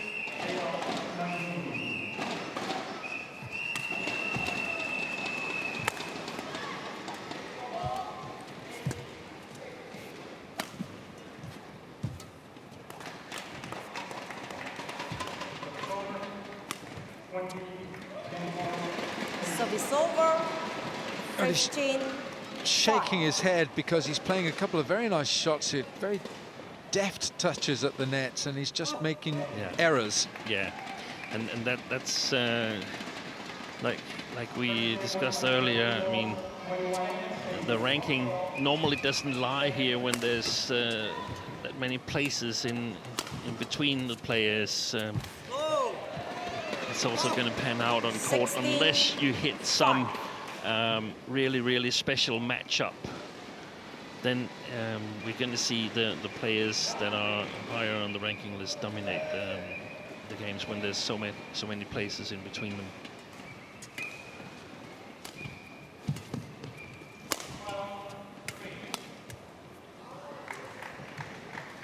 Service over.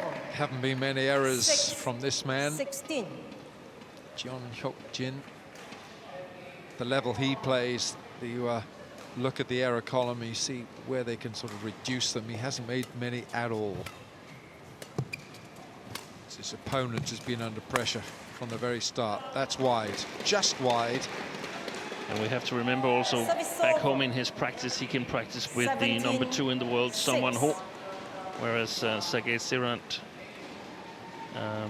is quite close in terms of world ranking to Vladimir Malkov. Malkov is currently ranked 60th. So not the same level of sparring in Russia as in Korea.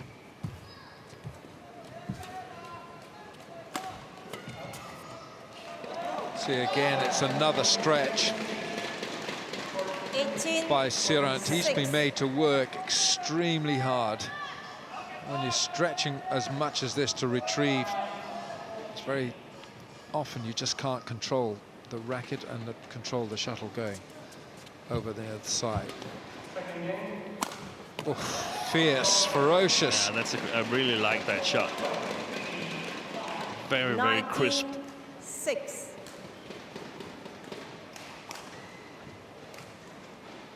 Well placed. Just flew off the racket.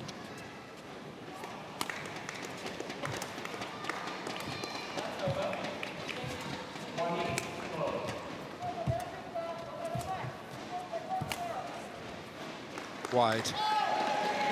Again, working hard through the rally, 20, but it's it's game point for Jang Hyuk Jin at 20 points to 6. Hasn't taken too long in this opening game.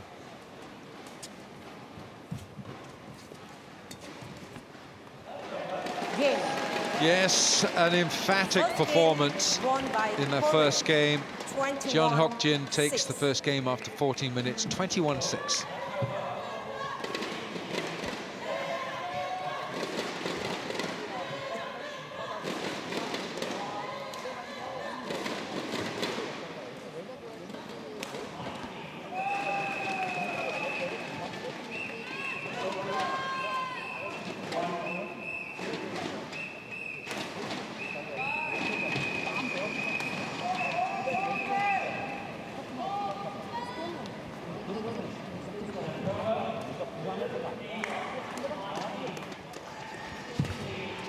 When you watch just a little compilation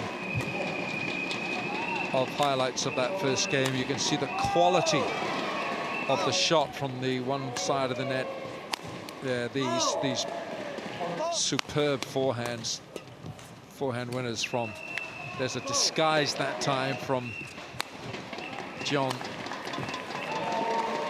You can see how hard the Russian has had to work throughout that first game. There we are. That's typical of the way that he won points, the 21-year-old Korean. It's hard work for the Russian.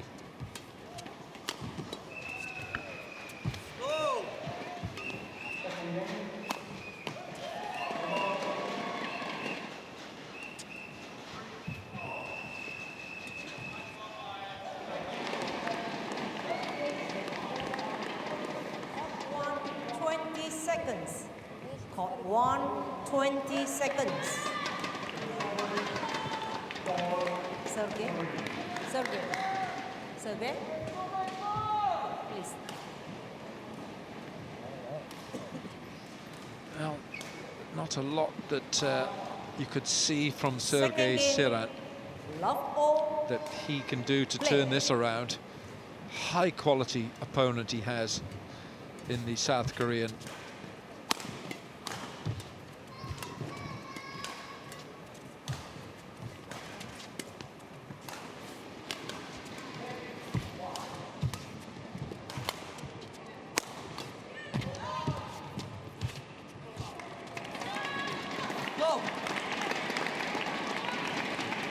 Service over. 1 love. No, it's going to be difficult for Sirant, no doubt about that. And he's actually the only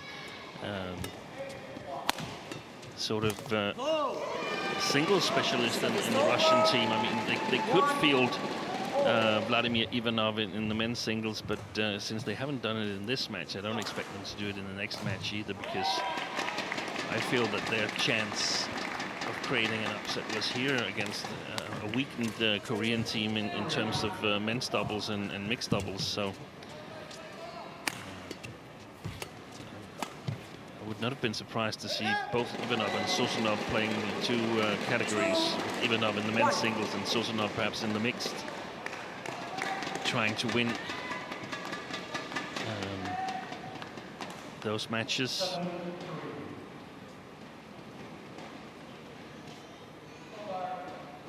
Third team in the group is, of course, Chinese Taipei, and we can see a number of the Chinese Taipei coaches are here just in front of us watching this team match to see what they're up against in the next matches.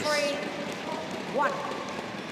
Really is scorching forehand again from Jeon. Look at that. Look at the way he gets up so quickly. It's almost... And the variation, this time it was the body smash. Yeah. We saw the crisp cross smash from his forehand. It's a little bit hard to judge whether he's improved a lot or it's just the opposition that gives him a chance to shine here. Have to have better opposition in order to really judge his current level. Well, this will make Sirant feel a lot better. Forehand winner has his opponent on the court surface this time. That's the first time that Jang Hyuk Jin has had to, well, stretch. Just gives him a moment just to towel off, because it is warm. Both players working hard. But certainly the Russian has had to work a lot harder in this particular match. Just 1-1 in this second game.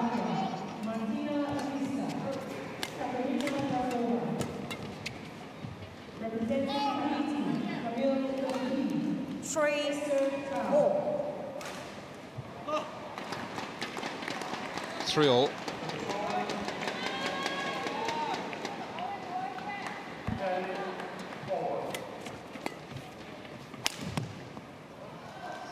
An error. 4-3. And that's a glaring error, because he hasn't missed with that shot, has he?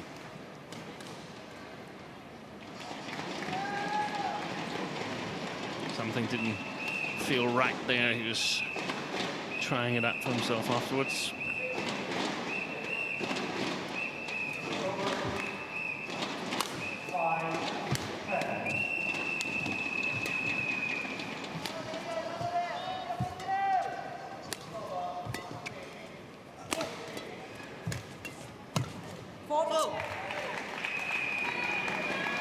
Good point. 5-3. Straight at his opponent this time. Couldn't get out the way of it.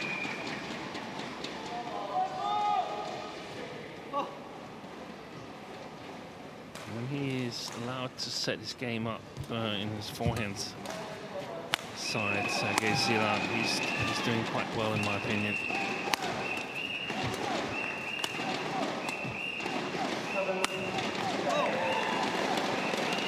Love the way he gets up so quickly. He takes off. It's a double-footed takeoff, and he just gets up fantastically. It's so impressive here.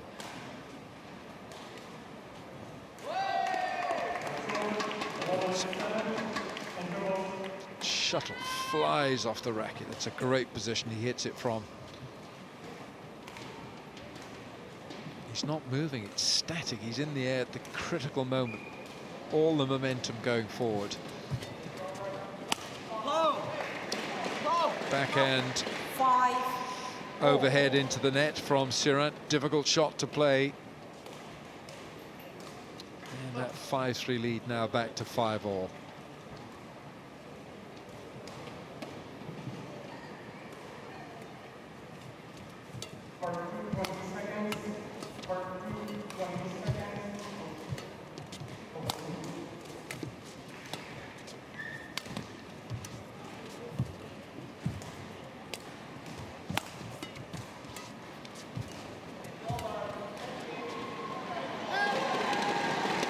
Tough rally, good rally. 6-5.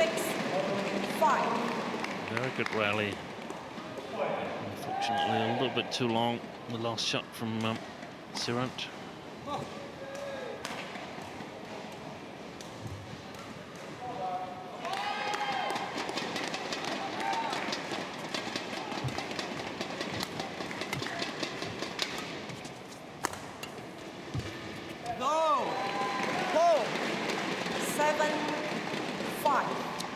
Certainly has been a more tenacious Sirant in this second game. First game he just was all at sea against the very talented 21-year-old Korean here, who leads 7-5. Shot. Yeah, very, very good shot. Service over. 6-7.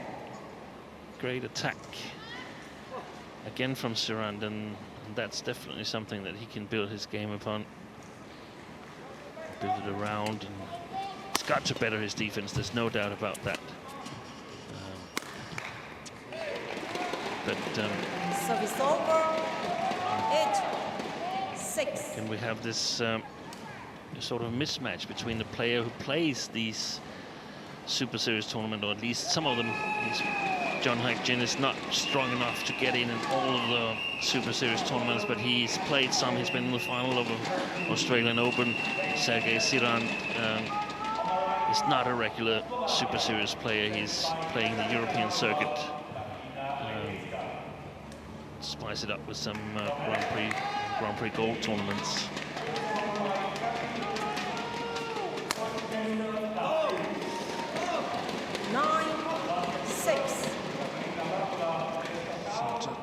Forehand into the halfway up the net from Sirant, chuntering away at himself. 9-6, Jang Hyuk Jin.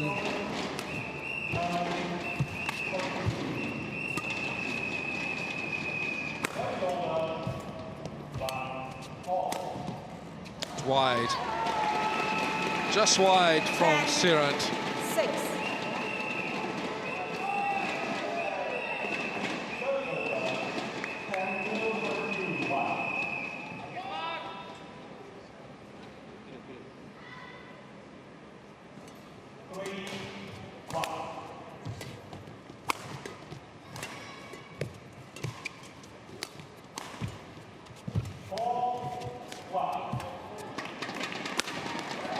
Great play, setting him up with a series of tantalizing little net shots there. 11-6 at the interval to the Korean.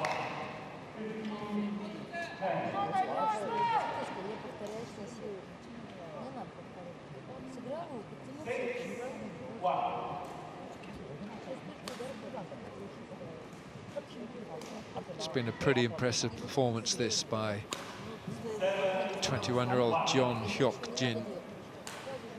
It's a touch of class about him, isn't there? Yeah.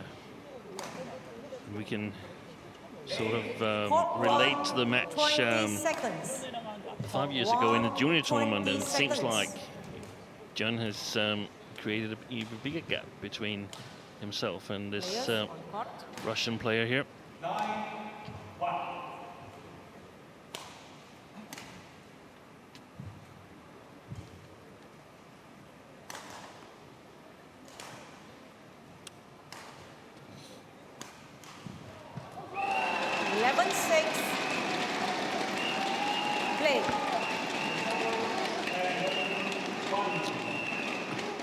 11-6, and it's Jang Hyuk Jin who will look to wrap this up in straight games. Another overhead smash and a little clenched fist. I've noticed that he pulls off an emphatic winner. There's a little clenched fist just to give himself immediate reinforcement to say that's what I wanted to do, and there's more to come.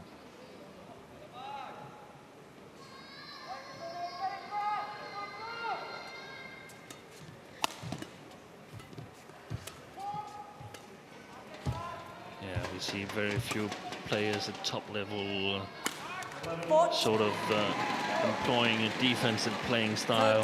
Defense is sort of mandatory in order to be playing at top level, but you can't win playing defensively all the time. You have to be able to score points yourself. And in order to do that, it's important to have as many weapons as possible, as good variation as possible. You're attacking shots.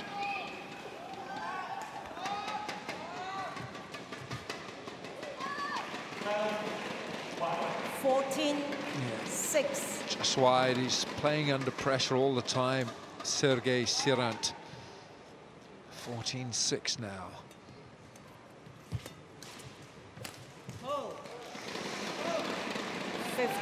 Overhead backhand, and he pulls it down into the net. So 15-6. Tough shot this to play. Never really had control over it. No full arm extension.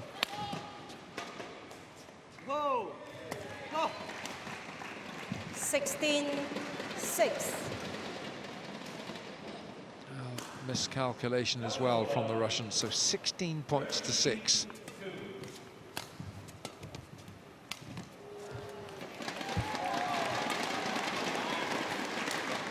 No, I think that would have gone long.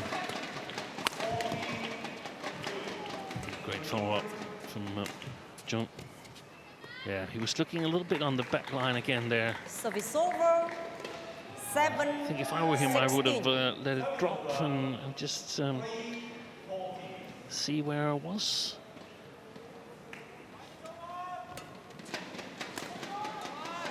Comfortable lead, so he can afford to invest a couple of rallies in sort of 8-16. getting used to the playing conditions even more.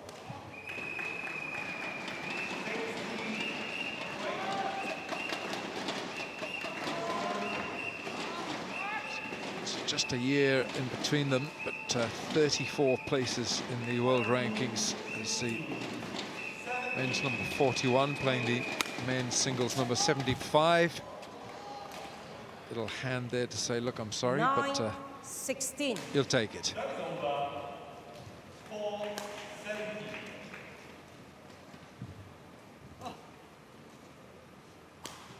No. 9. 16. Service over. 17-9.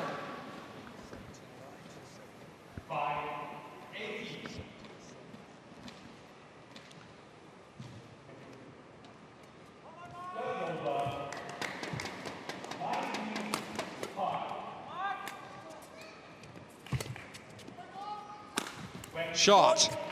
Really good shot from the Russian.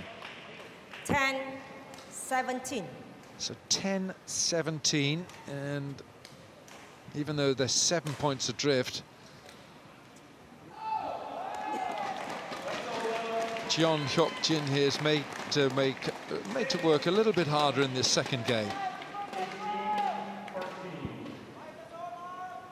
Play.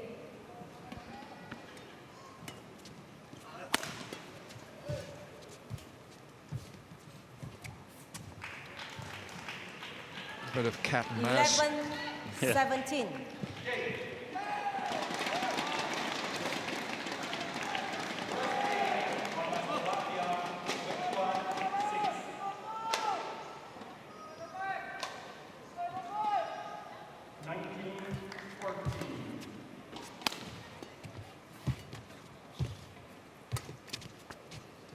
It's wide.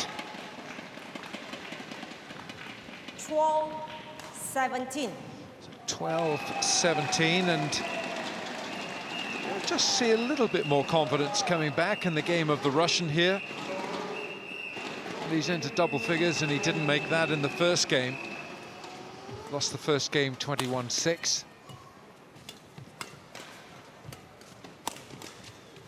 And the scoreboard in the upper right corner of the picture is not working, but the graphics have the correct score, which is now 17-13. 17. Well, he's hauled himself back into this second game. I'm not sure whether it's a question that Jang Hyuk Jin has just taken his foot off the pedal, or whether this fellow, Sergey Sirant, has just found something extra. He's dug deep here, and he's pulled off a couple of very good shots, a couple of good winners, and he's only 4 points adrift. It's 13-17.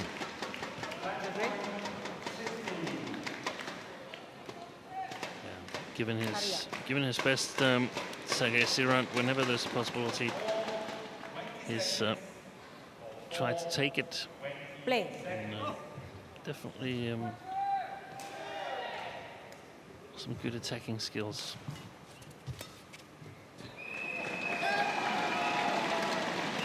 Service over. 18-13. That's a pity. He was on a run of points.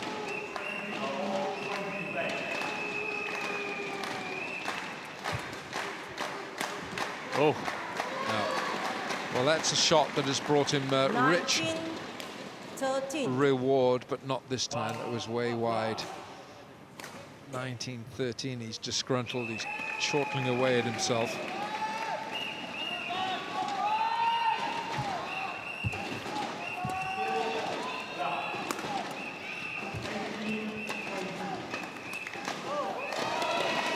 Well, not for the first time. That's that 20. backhand overhead that has gone into the net, and it's a match point for the 21-year-old Jang Hyuk Jin.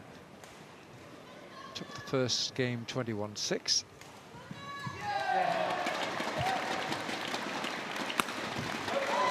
Smashes into the net, and a comfortable performance by Jang Hyuk Jin here of Korea, the world number 41 in the men's singles, and he wins against the Russian Sergey Sirant with a high-class display.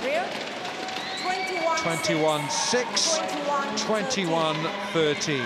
Well played, Jang Hyuk Jin.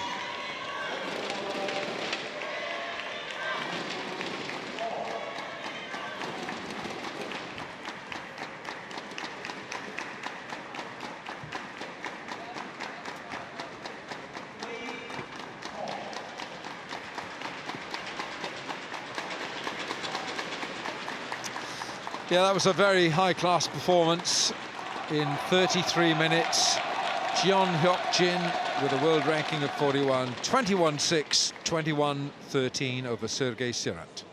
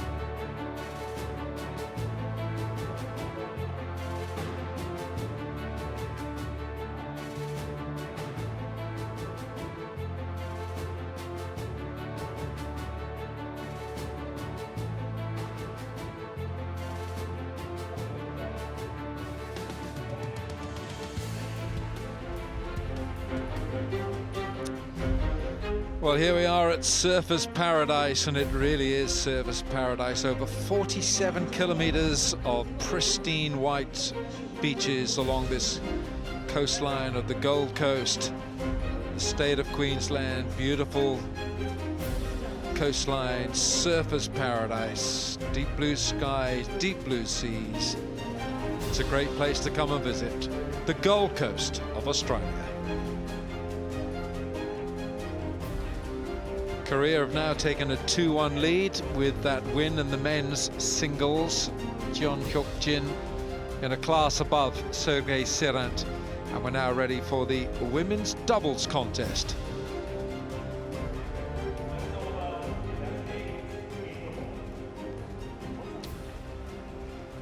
Well, this should be a fascinating tussle, this one. There's a world number 4 here for the Koreans in Jang Kiyong Yin. Her partner is Kim Ha-na, and they're playing one of the youngest players on the circuit in Alina Davletova. She's 18, and her partner is Ekaterina Bolotova at 24. They have a world ranking, the Russians, of 92.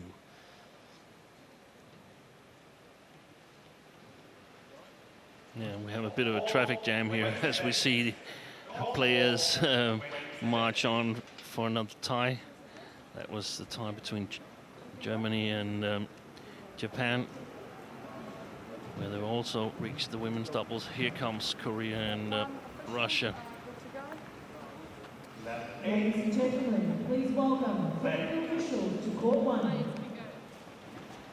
Umpire Sakyawan Mahabu, Mauritius. Service coach, Frank Coates, the Netherlands. 12-8.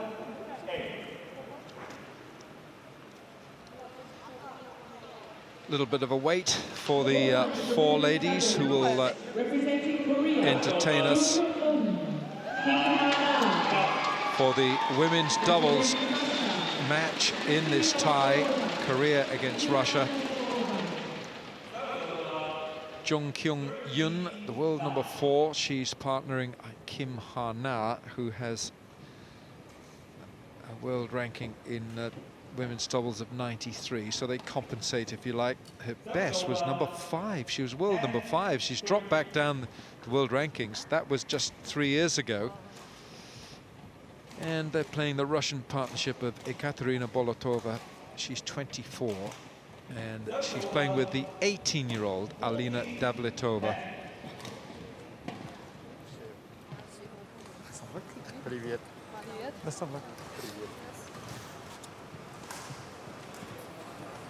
You choose? Black or red? Red. Red. So for you, black.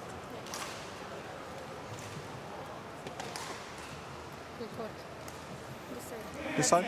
This side? And you want to serve or to receive? Serve. Service? Jang. And she's going to receive? Okay.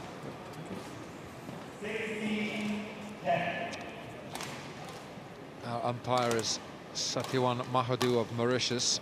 The taller of the 2 Russians is Ekaterina Bolotova. She's 24 years of age. You would say the edge is very much here with the Koreans. There is Jang Kiyong Yin, 27 years of age. Has been number 2 in the world with Shin Seung-chan.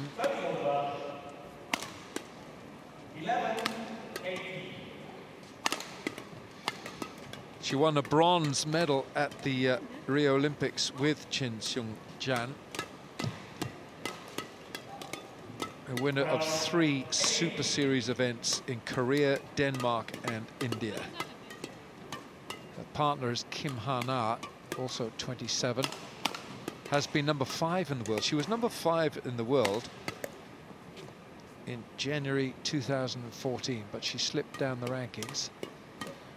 It's actually interesting that she was number 5 with Jang Kiyong Yin, who she's partnering again today.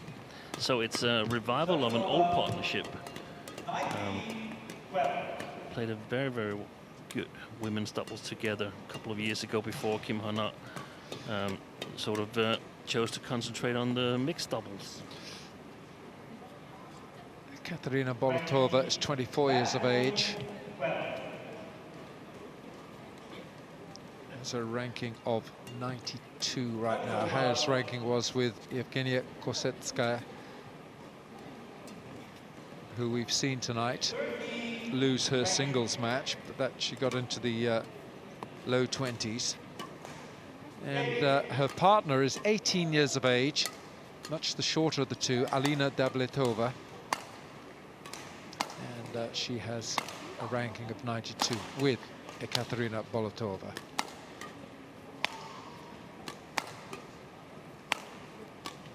So the Russians have it all to do here. An 18-year-old, we wouldn't have seen too much of her. Ready to play.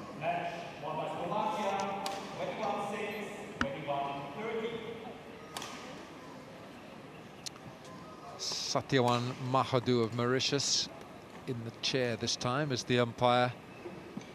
And Mr. Freek Cox from the Netherlands is our service judge. So Korea have gone ahead in the contest. In this tie, they lead 2-1 with that emphatic men's singles win for Jang Hyuk Jin.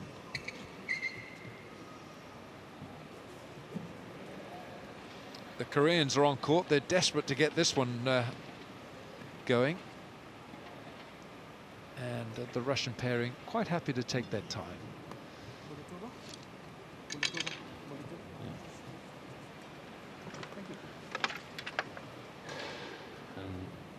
Davletova, actually the reigning European junior champion in mixed doubles. Ladies and gentlemen, on my right, Korea represented by Jang Kiyong Yin and Kim Ha-na. And on my left, Russia represented by Ekaterina Bolotova and Alina Davletova. Korea to serve, Jang Kiyong Yin to Ekaterina Bolotova, level, play.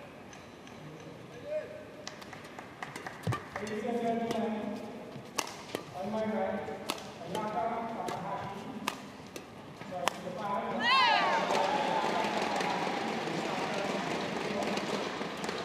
one love. First point, the winner coming from Kim Ha-na. Two love.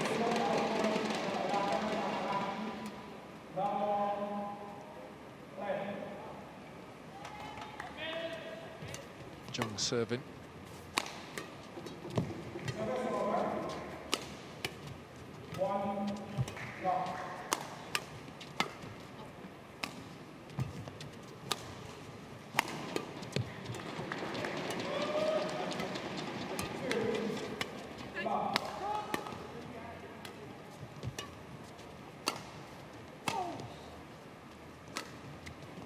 Oh, it's just wide. And we still haven't had a challenge yet in this team tie here between Russia and Korea. So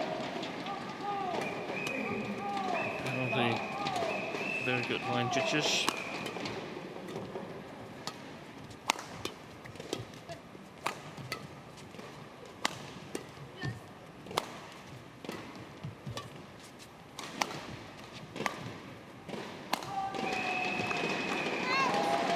Just out.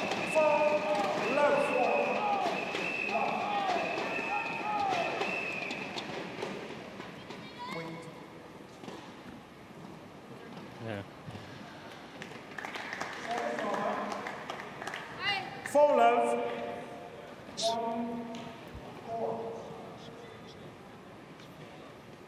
Whoa. Service fault called. Service over. 1-4. Service fault. Yeah, struck above the waist. Struck above the waist. The waist is it's deemed as the bottom rib. It is. So first point for the Russians.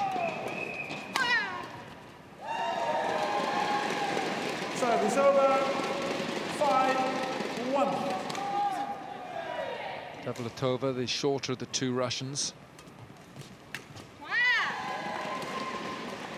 6-1.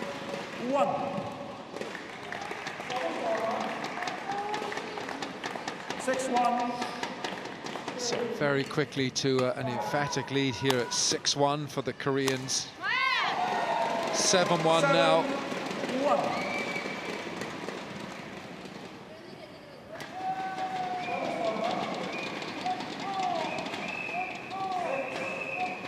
Service fault called. Service over. Service fault again. 2-7. Too high. Umpire's just saying to Kim Ha-na, you've just got it. It's just too high. Sorry, the service judge has said. But that's not the proper explanation. The proper explanation is struck above the waist. Yes. And 8-2. he's not that firm in his explanations. We saw that was the same service judge who Out. had a discussion with Ivan Sozonov. He was in doubt what the mistake was in the men's doubles, and he was faulted. Fault. 4-8.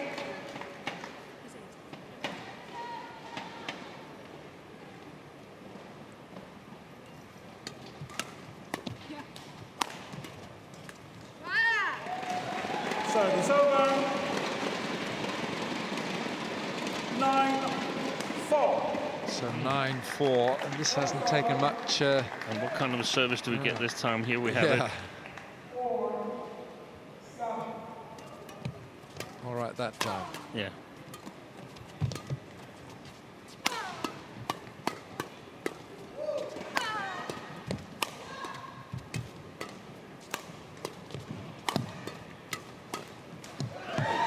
Great play, the good synchronization from the Russian pairing, the Korean pairing.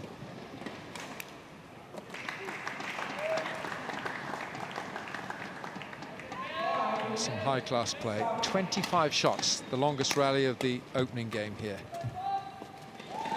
11-4. So that is pretty quick stuff by the young Koreans. 11-4, and it's just taken 5 minutes.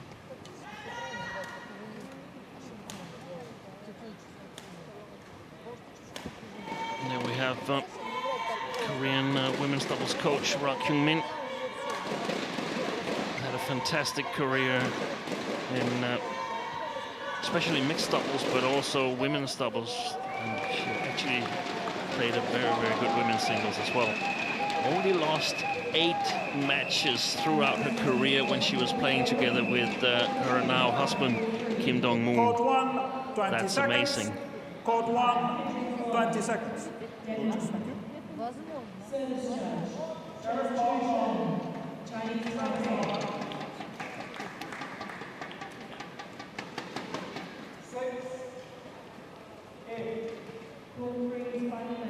Eleven for play.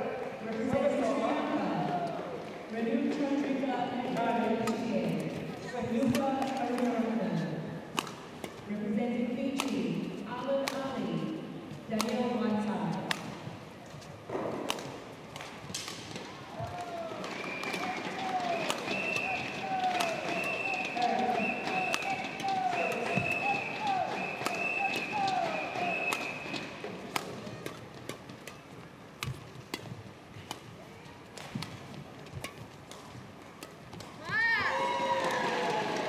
Some very good play by Kim Ha-na. Very solid defense by the Koreans. Impossible to penetrate for the Russians. Of course, having such young players as part of the double composition, you would expect that they lack a bit of physical strength. We saw it in the men's doubles with Kim Won-ho and Seung Jae.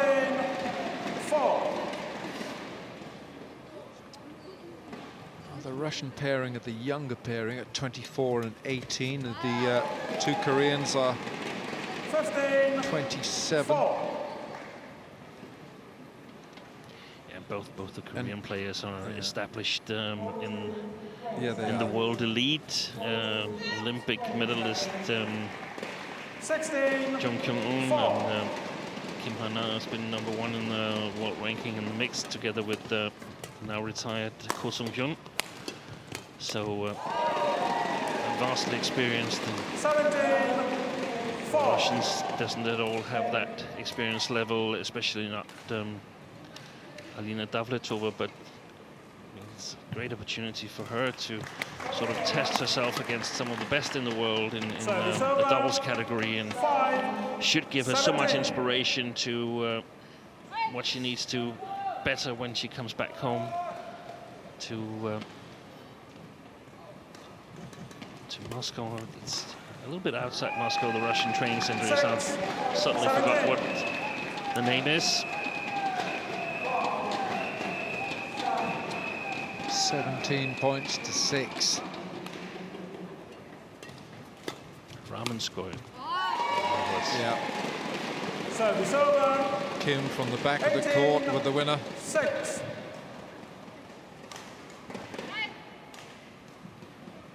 Just leaving Bolotova flat-footed.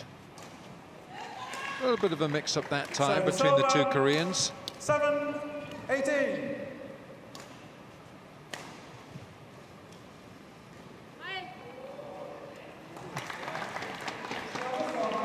It's in.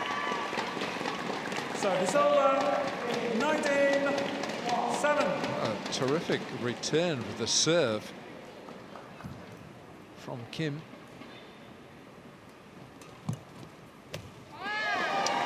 And again. 20. And those two winners in quick succession means that the Koreans have a game point at 20 points to 7.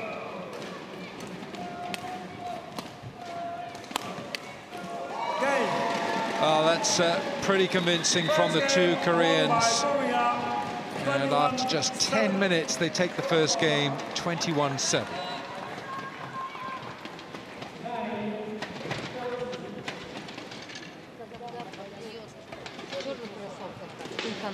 Черный кроссовок, чтобы вы знали. Там миксерша. Ей нельзя играть на сетку. Она вас разводит, как котятка. Все время прием был.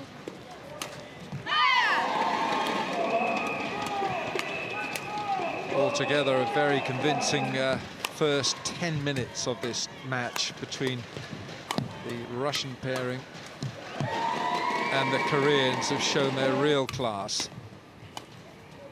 Great cohesion with the ladies in blue, the two Koreans. Just tell, just even by looking at these condensed highlights, that the Russians are a little bit, they're not quite sure of some of the geography between them. No, there's at least one level difference between these two pairs. Not to offend the Russians, that's just the case. And they can take a lot back home after this tournament here, because there's so much inspiration to take back. That's why the coaching here is, I would expect, it's not necessarily directed at trying to win the match, but how to develop the women's double, especially the junior European champion Alina Davletova.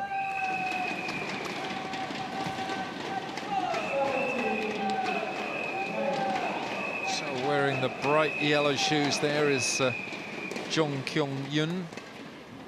Has a women's doubles ranking of level play. 4. She's number 4 in the world. She was 2 in the world in November 2016. Service over. 1 love. On a short notice, perhaps we should mention that it was this pair here, the Korean pair, was one of the 4 pairs that was disqualified from the 2012 Olympic tournament.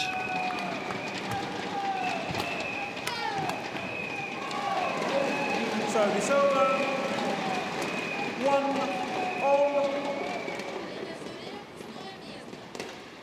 Yes, that wasn't a great day for women's badminton, was it, in London, 2012? 2-1. Life moves on.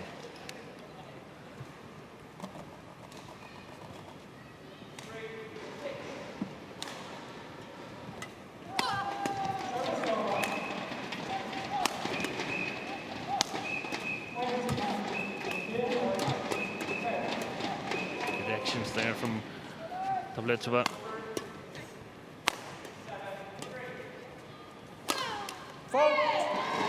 Big smash from the back there from Jung. 1.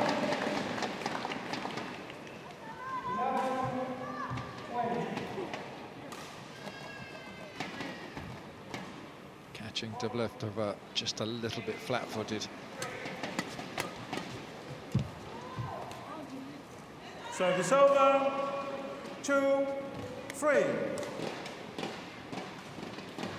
It must be, in many ways, it must be devastating for the Korean team and team management and the country and all that they've lost these 6 world-class men's doubles players, because had they been present here in Gold Coast, they would, in my opinion, have been the favorites together with China to win the tournament. Got very good players, women's doubles, women's singles, men's singles. Add those 6 retired men's doubles, mixed doubles players, they would have had a really, really well-balanced and strong team. 4-3.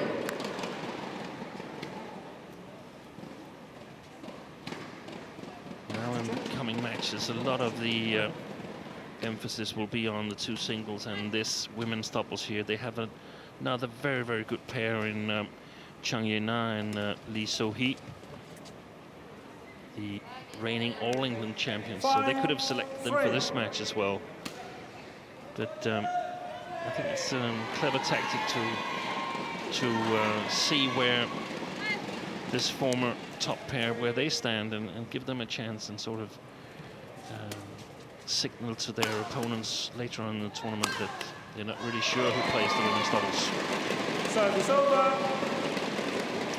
Little extra in that forehand smash from Jung here. Not the first one, this one here. Just straight down at the feet of her opponent.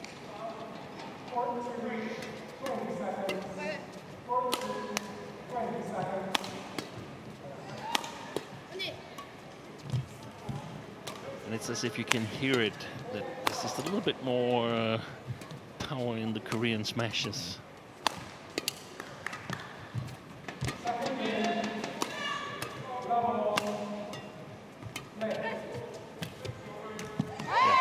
Good rally and a great finish by Kim Ha-na. Service over. 5-all. That shot there does the damage. Kim Ha-na picks up on it, that she needs to follow up at the net. If she's a little slower in picking up on that, then it's not an easy kill. But great display by the Korean.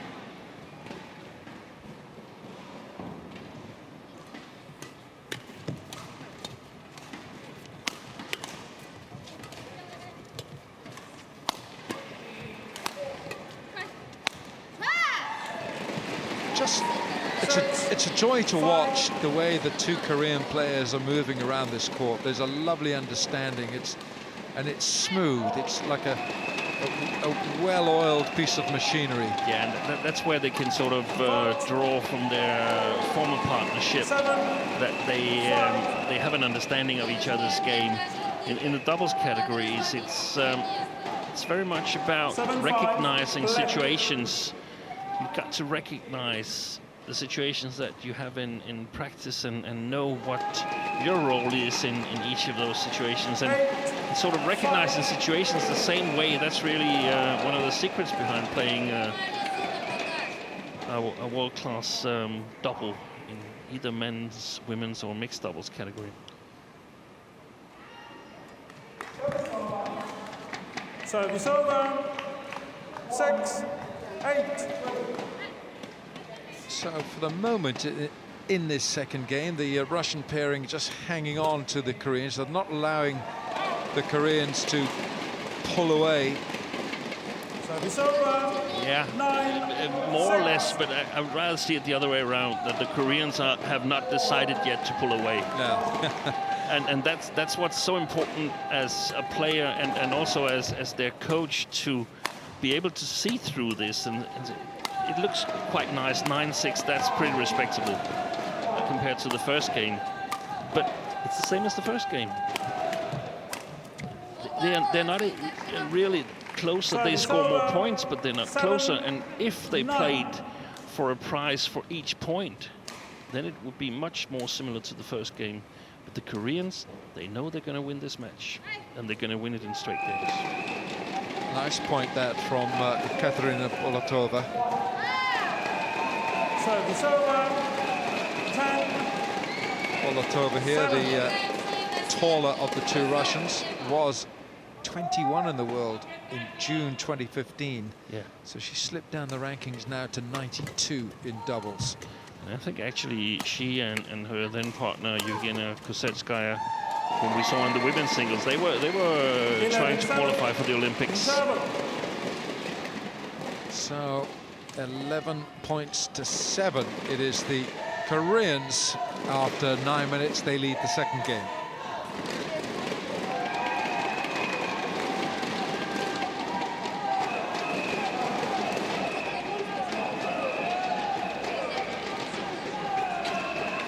There's a little more encouragement for these two. Davletova, the 18-year-old, and the 24-year-old Bolotova, but you'd like to think that what's coming from this side of the court is of a higher class. Yeah, it's different sort of building material that you've got to work with. And for Claudia Majerova, the Russian coach, it's so important to hit the exact right line. She cannot be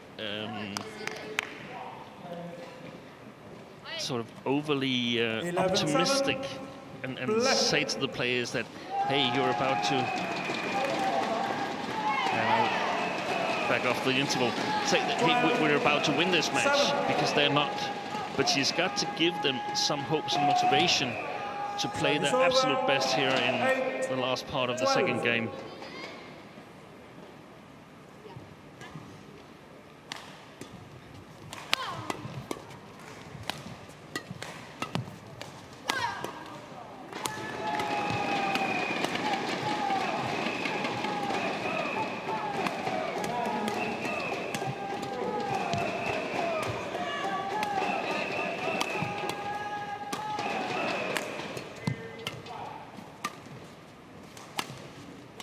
That's a pity. It was a good rally. 9-12. One of the focus points for the Russians could be that if they're going to lose this match, the second game, then it should be because the Koreans are scoring the points themselves, like we see here. It shouldn't be because the Russian pair is trying to do too much, so that they get a feel for how does it actually feel to play these long rallies time and again. First game took 10 minutes, and alone the first part of the second game took 9 minutes or 10 minutes, so it's much better. But normally we see women's doubles go 60-70 minutes with the same intensity, so that's what they've got to what they got as a hallmark. 15-9. 15-9, and a lot of work here for the Russian pairing. That's exactly the situations like this service return that, in my opinion, the Russians should try to avoid giving away easy points.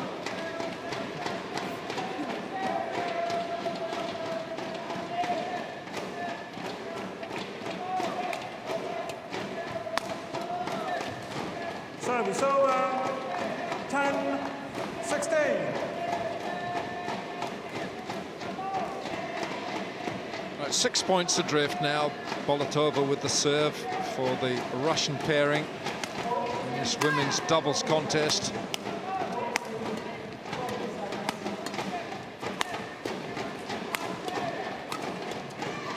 It's a good rally.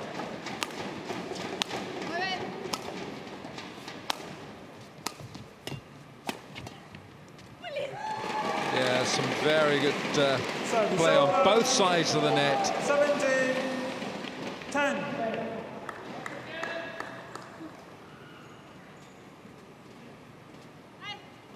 Jung at the back of the court with the yellow shoe. She was quite busy throughout that rally. Well played, Ekaterina Bolotova. 11-17.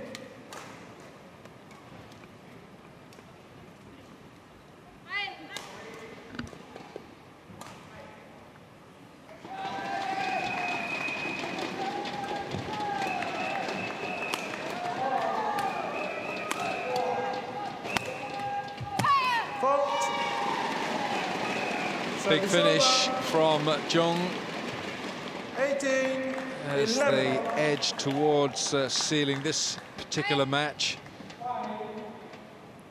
Just stepped up with the tempo as well. The Russians just, maybe by design, but there's a lot of hard work going in here now, as if they're saying, right, we're going to finish this. You've offered a bit more resistance in the second game, but we're not going to countenance a third, so this is going to end soon.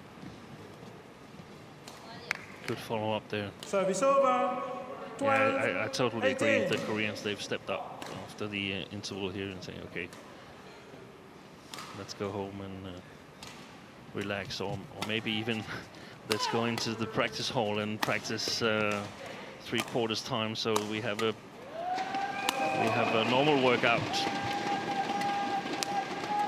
I wouldn't be surprised if that was the case.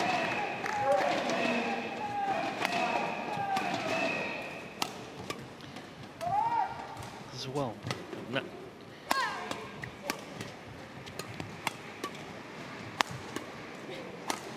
That's well played. Great winner. What a good point. That's the point of the match. 13, And Ekaterina Bolotova said, enough of this, I'm going to win this one. One of the things that they succeeded in here was having the initiative and not really winning it. It was 39 shots, longest rally of the match. So they had the initiative, the Russians. They had to give it away again and got it back again. Where all the other times where they've given away the initiative, they've quickly lost the rally after that.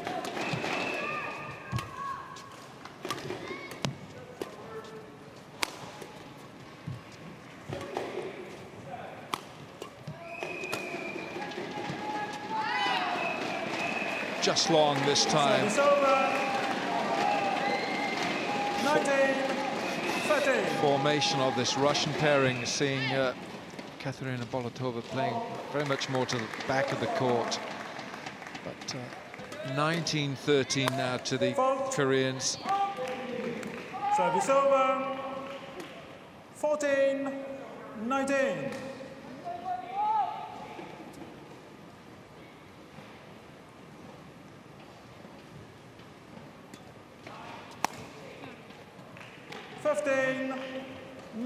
Well, the Russian pairing not going away without a fight here. And that's good to see. That's what you wanted to see. Yes, exactly. And they're playing a very well second game, in my opinion. And can be proud of their performance here. I mean, they're up against a world-class pair, and they don't have the weapons to beat them, but they can go home and look themselves in the mirror and say, we did everything we could. Oh, it's a pity. Just caught her a little bit in the wrong position, but it's a match point now for the Korean pairing. Kim Hana serves, Service over. makes a hash of it, 17-20. still has a match point. It's on the Bolotova serve now.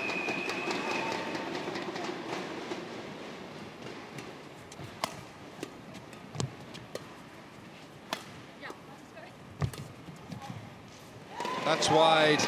Game.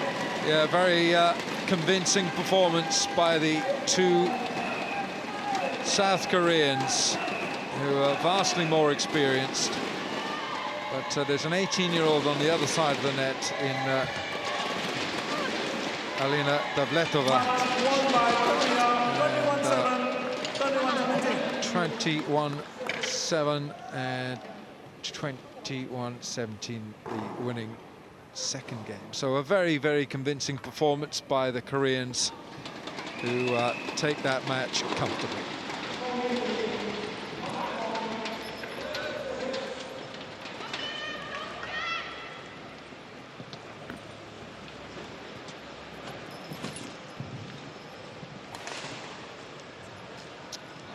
So 21-17, a very emphatic performance.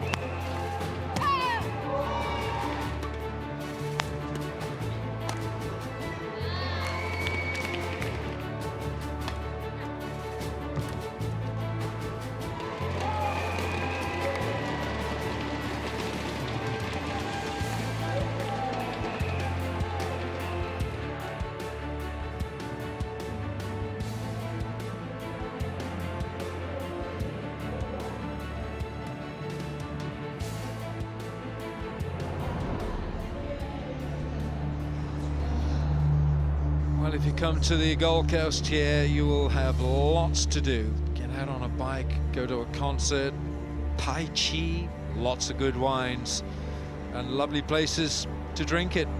We'll get on the beach, bang the drums, just enjoy yourself. Do what you like. The food is fantastic here, the wines are good. All you have to do is find someone to go along with you and make sure that they pick up the tab.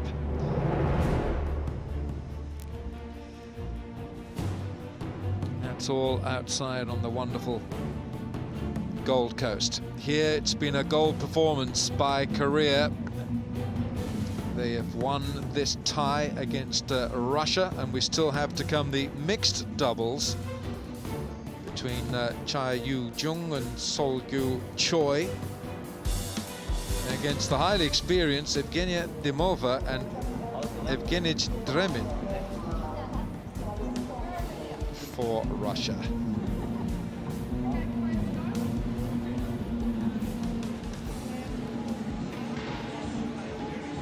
And the match now on court 1 in the mixed doubles. Representing Korea, Choi Yoo Jung, Choi Solgyu. Representing Russia, Evgenia. Well, it's youth here against experience. The mixed doubles, the Koreans have the 22-year-old Choi Yoo Jung. She has a mixed doubles ranking of 14 with Solgyu Choi, who's just 21 years of age. So there's a world ranking there of 14. And these Russians here, Evgenia Dimova, she's 35 years of age with the 36-year-old Evgenij Dremin. Okay, let's do the toss. This black and this red. Red is the call. It's red. Serve. Side. Okay. Who's serve or receive? Who's going to serve? Yeah. Who's going to receive? I receive. Okay. Vladimir Ekaterina of Sri Lanka is our umpire for this one. So you've got a 35-year-old and a 36-year-old against these two Koreans, 22-year-old young lady and a 21-year-old young man. World ranked 14 in mixed doubles. There's some fine young players coming through for the Koreans, considering who's not here. It's good to see how they performed. The tie is already won, but this is, well, I don't ever believe in the term a dead rubber or a dead match, because, you know, you're a professional player, whatever your sport, and I think, you know, when somebody says, well, there's nothing in this, I never go along with that. I always think, yes, there is, because it's your job. It's your job, and both pairs are going to play more matches, or I'm certain the Korean pair is going to play more matches, so got to prepare for those as well. Choi Solgyu at 21 years of age, world ranking in mixed doubles of 14.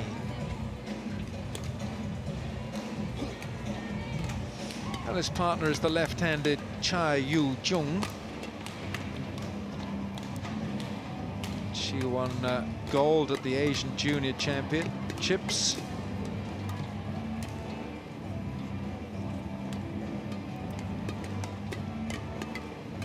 Not so many years back, because she's only 22 now, but she has been as high as 9 in the world as well.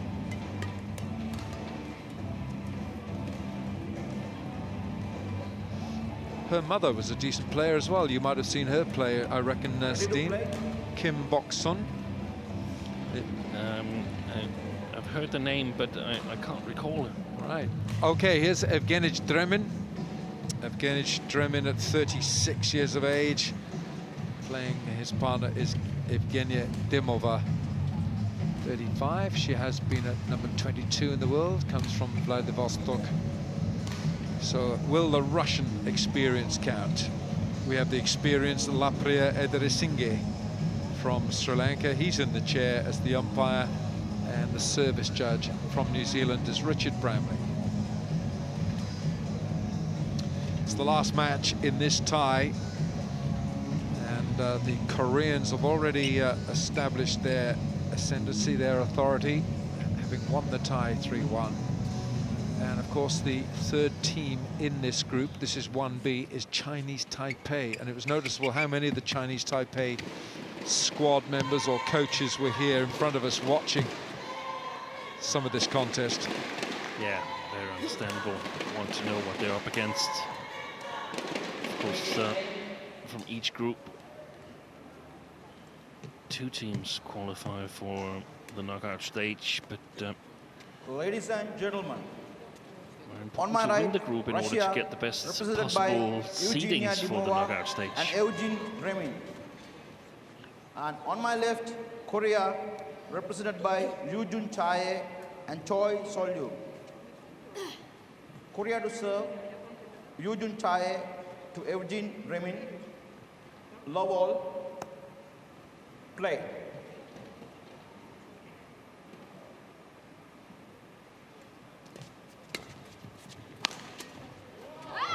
Oh, that's a nice touch to start. Delicate defensive shot there from Chae.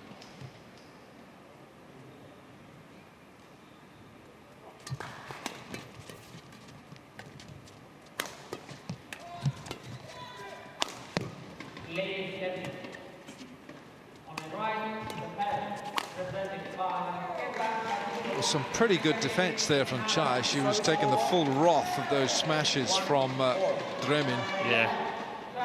And was thrown a little bit under the bus by her partner for that last cross lift from Choi Solgyu. Wasn't that well played.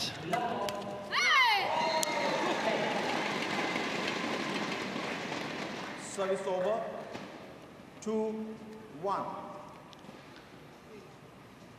So 10 places between them in the world rankings. The younger Koreans are world rank 14.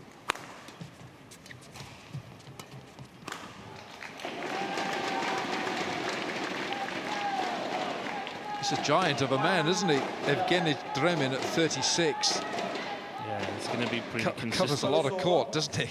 It's going to be pretty consistent with what we've seen throughout the match here, that the Russian players, they're quite good from above the tape level, strong in the attack,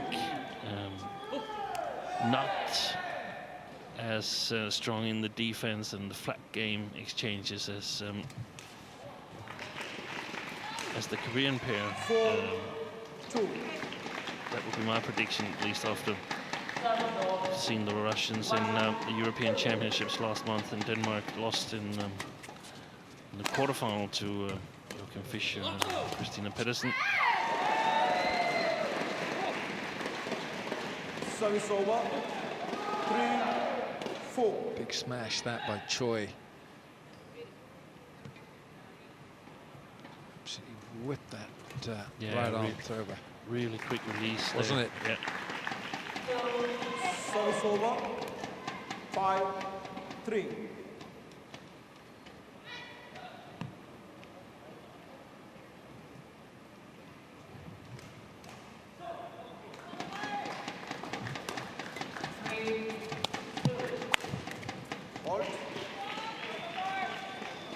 Yeah, we've seen it from Ivanov in the men's doubles earlier in this tie. Big Russian at the back, ball with the shuttle coming down from a great height. Difficult to contend with.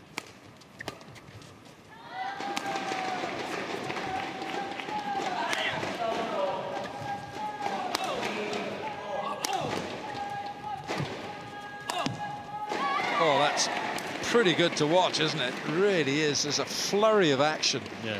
And at the point of contact, he is dead still in the air. Beautiful to watch this. Up he goes again. There's 3 on the trot here. And that's one of the things that we should pay attention to here in this mixed doubles, the agility of Choi Solgyu.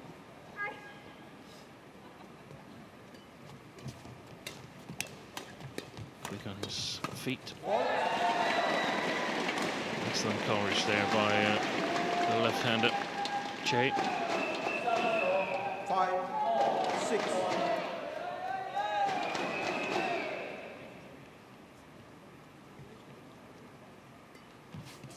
Out.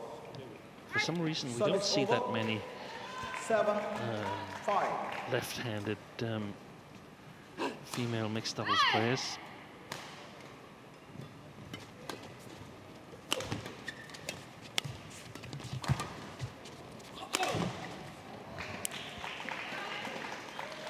Really went after it this time. Clattered the net. 5.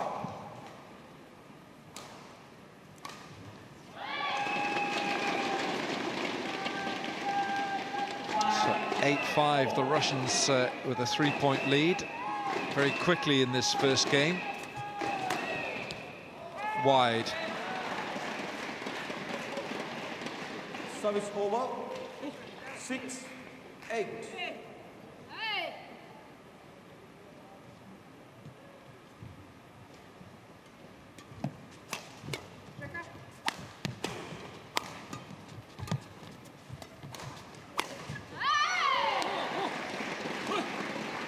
Well, if he is going to play at the back like that and smash the shuttle, he doesn't want to be hitting the net because he was in a good position there. He had to.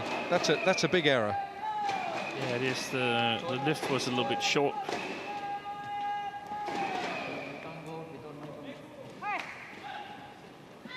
Seven, 8. I'm a little bit puzzled by that. The umpire told Choi to not go and towel down without permission, but I don't exactly know what Service over. the message to the players have been in this tournament, but in the Super Series tournament it is that you're allowed to go and take a quick towel down even without asking the umpire's permission, because you're not allowed to flick away sweat with the hand. One thing you're not allowed to is to drink at the same time, and it has to be quick. So it creates a lot of confusion amongst the players that there's different directions given out from the umpires.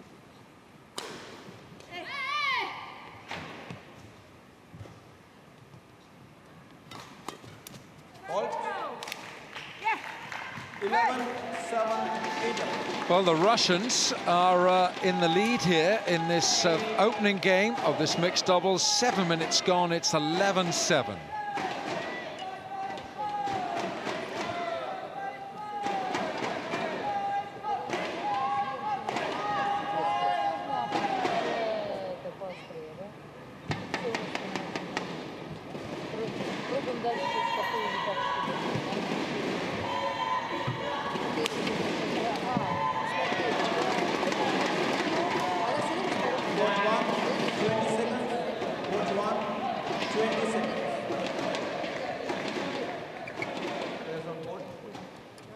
Choi Yoo Jung here. She has a mixed doubles ranking of 14. In September last year, she was as high as 9 in the world.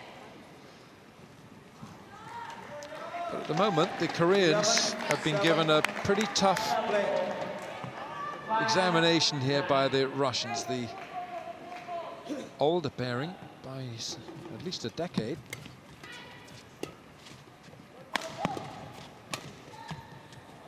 Oh, it's wide, just wide. What a pity, it was a Yeah, great looked a shot. good shot, didn't it? Service over. 8-11. Yeah, I think I still have the Korean as favorites to win this mixed double here, but from the beginning of the match, they're struggling a little bit in exactly the two categories that we expected because of the absence of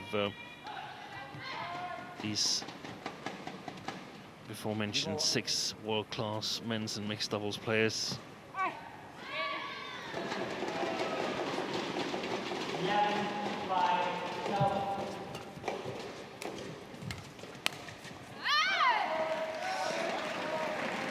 Well played from Choi. He moved the big man, the big Russian, around. Moved him around the back of the court. I think that's probably the way with this big giant of a man. Get him moving. Get him moving, and what's going to be really important for the Koreans in order to be successful with that is to get the correct length on their lifts. See here, Dremin able to intercept almost on mid-court, and very, very efficient in doing so.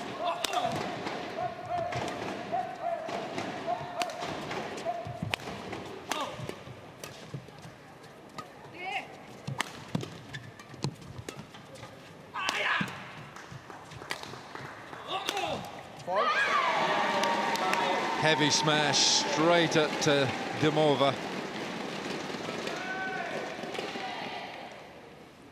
Service over. 11-12.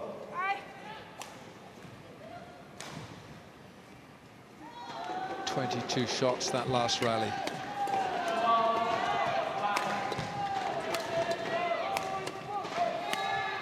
Well, that's it. Yeah, he's using his height there from that part of the court It's giving Chae not a lot of chance. 13-11. Got a bit of work to do here, the Koreans. Virtually mid-court for their winner.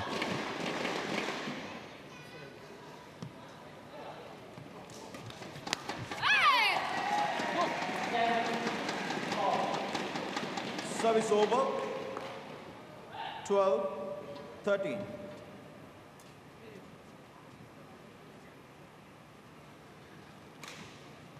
Yeah, and if we should sort of profile the Korean team for the rest of the tournament, then they are really, really strong in the two singles categories, and the women's doubles, that's definitely their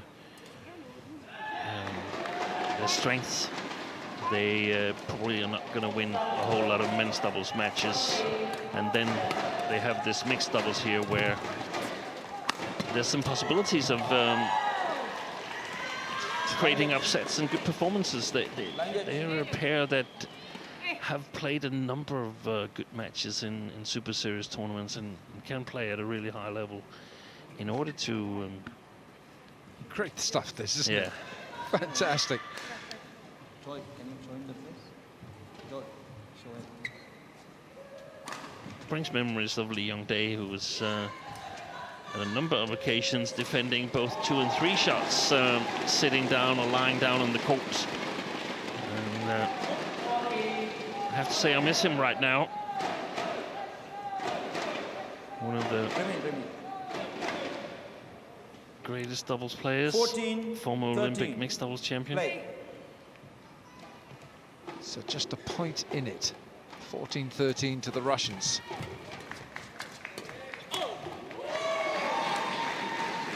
Almost sensed that he was teeing that up, ready to smash it back at his female opponent here. She had no chance here.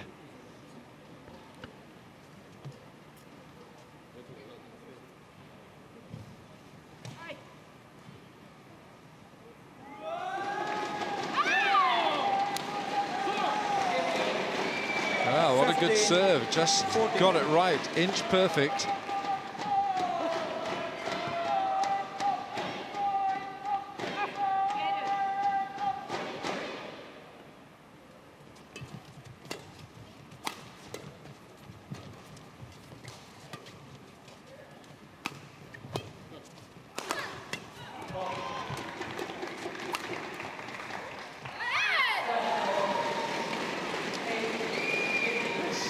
Points on the bounce for the Koreans, and they take the lead here 16-14. 14.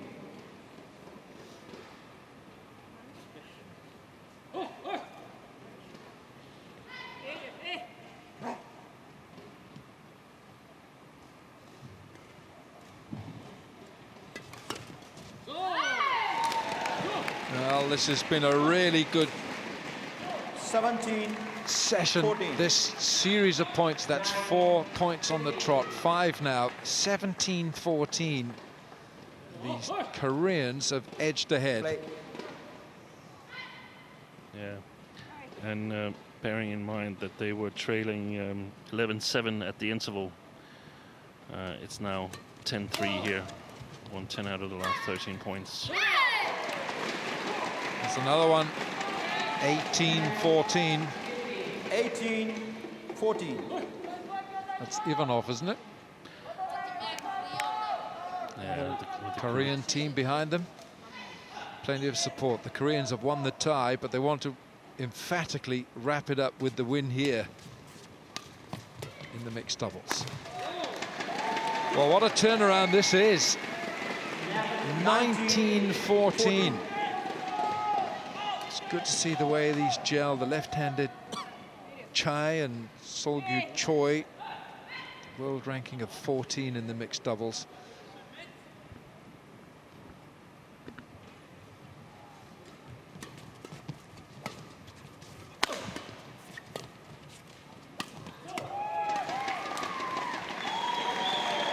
Well, not sure if it came off the center of the strings, but 20 game point. it's given Chae and her partner Choi a game point, having been trailing at the break at the interval 11-7. They've turned it round, and it's now game point.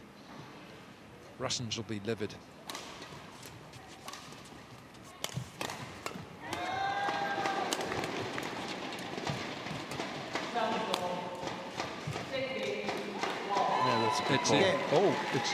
It's wide, and the Koreans turned it all the way around, and after 15 minutes, the Koreans take this first game 21-14.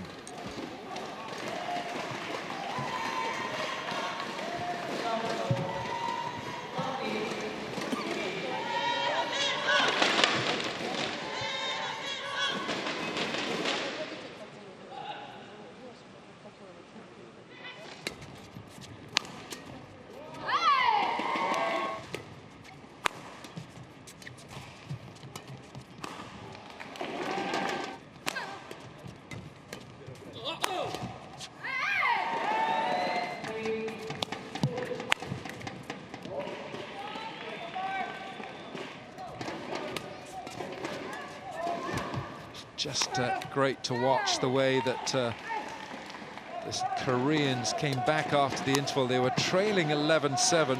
The big man here, Evgenij Dremin, a couple of big shots from him kept the Koreans honest. But then after the break, after the interval, it was just a succession of points.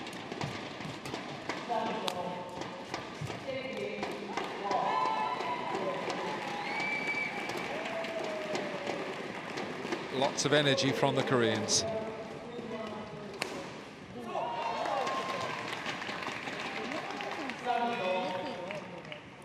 Court 1, 20 seconds.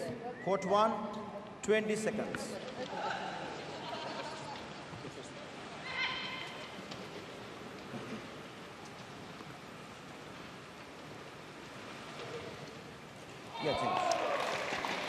Well, Choi Yoo Jung, she's 22 years of age. Steen Pedersen alongside, former coach of Denmark. There's something to admire about the way she moves around the court here, Steen. This is really good, the way that I think she was the catalyst for the Koreans coming back there. Yeah, she moves really well, and sort of smooth movement, not using a lot of energy on it. She's just at the right place at the right time.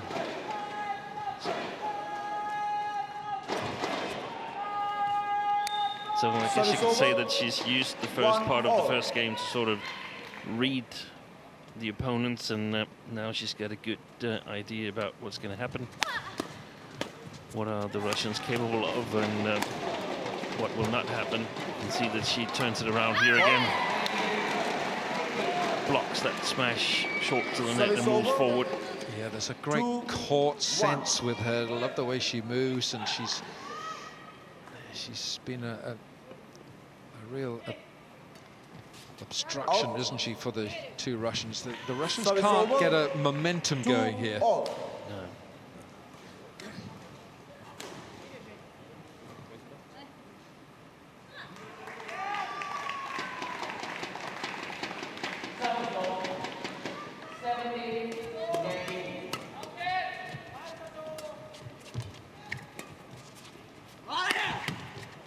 What?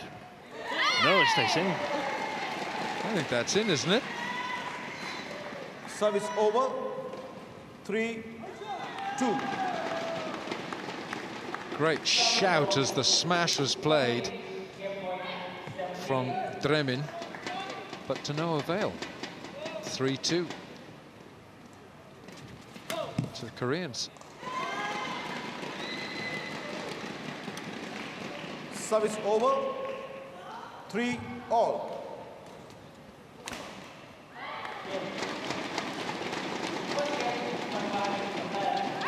Out.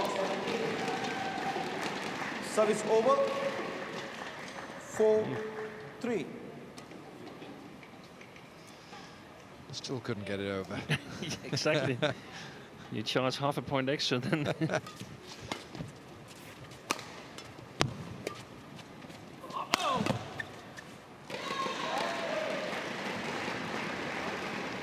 such a ball of energy, Solgyu Choi. He's got strong legs. Look at those legs, the way they get him. He's like springs in those heels, and he gets up very quickly. Strong quad muscles.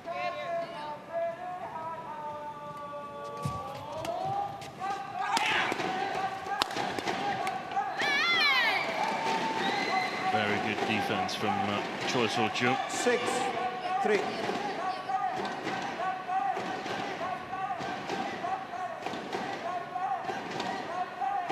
Of course, one of the important things in the defense is how much power are you able to generate with as short a swing as possible. That's really the deciding factor for a good defense. Oh, I think that's wide. The idea was right from Dremin, but Chae was there as well, but it was just wide.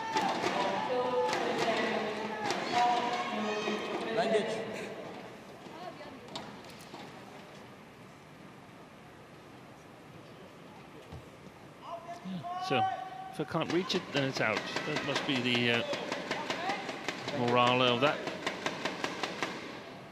I actually think had it been in, she would have gotten it.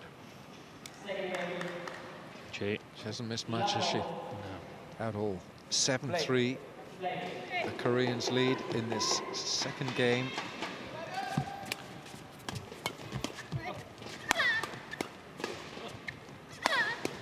Yeah, so the score since the interval is actually 21-6 So it's since the over. interval in the first game. 4-7.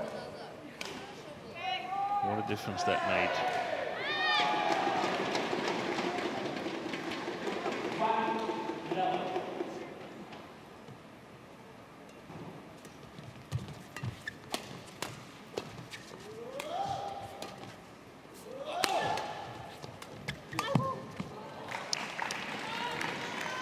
Perhaps that wasn't the shot that he wanted to select. No, that was a loose shot from, wasn't it? Yeah. from Choi. 5-7. This one here. Yeah. That's it. Just gave it on a plate to Evgenia Dimova. Yeah, and Chae was also fishing a little bit for that shot, which might have distracted him a little bit. Service over. 8-5.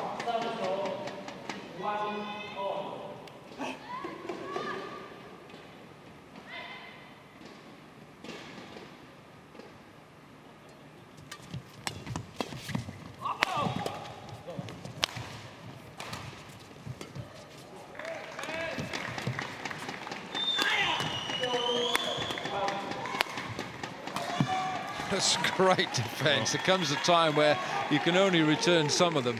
Service over. Not all of them. 6-8. It's so important that Dimova stays alert at the net so that she can kill this one.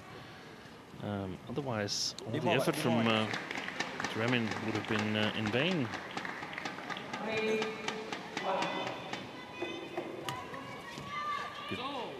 Good placement.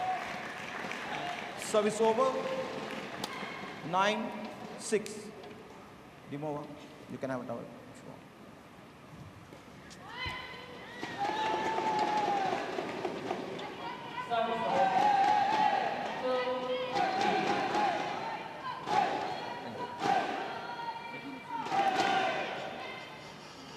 So 9-6.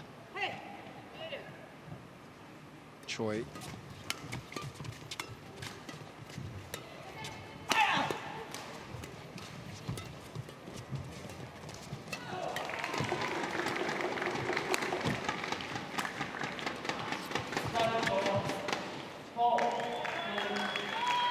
Service over.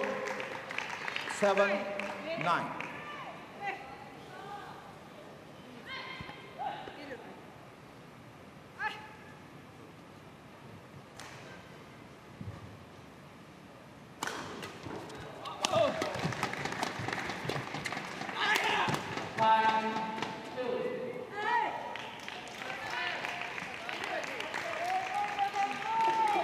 Eight, 9. not sure what the heaviest smash is measured tonight, whether it would be Ivanov, who we saw earlier, or this fellow, Dremin, 36-year-old, been around many, many years.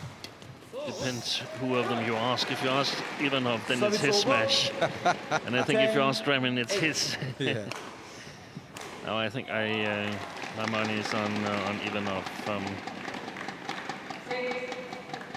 Hard and steep.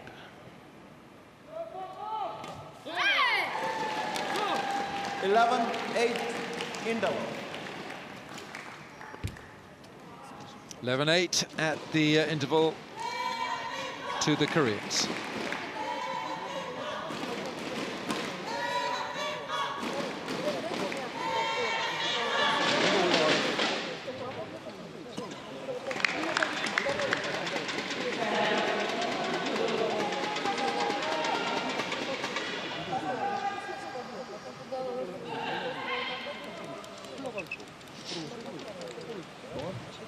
Court 1, 20 seconds. Court 1, 20 seconds. Actually, a nice comeback in this second game by the Russians, because Players on I mean, court. it wasn't easy for coach Claudia Mayarova, leaving after the interval in the first game, leading 11-7, and then minutes after she had to come back on court coaching and having lost the first game. So 11-8. Play. in my opinion, they've stayed in the match and done well so, but the question is whether they can actually convert it to a win here in the second game. Fault. Service over. 9-11.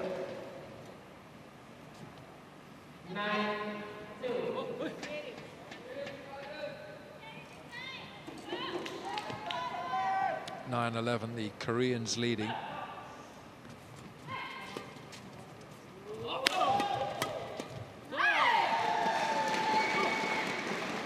Service over. 12-9.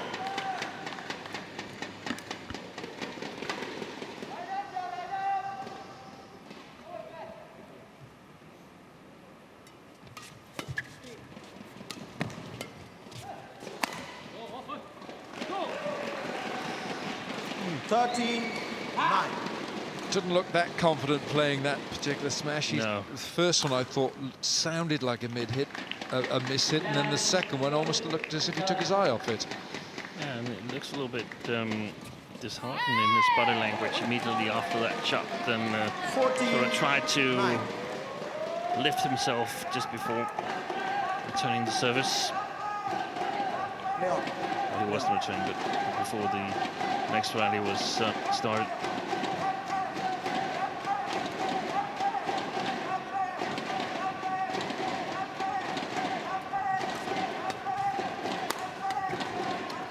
Well played by Evgenia Dimova.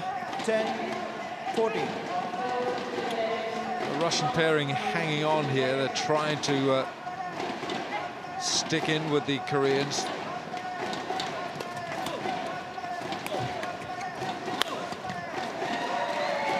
Not for the first time in this match, Choi has made Dimova his target. Yeah. 15-10. Very often we see the female player with the weaker defense. Of course, there's some strength differences between the male and the female player, and that's really what makes mixed doubles such a tactical game, because you want to try and protect the female players as good as possible. 16-10, second game here.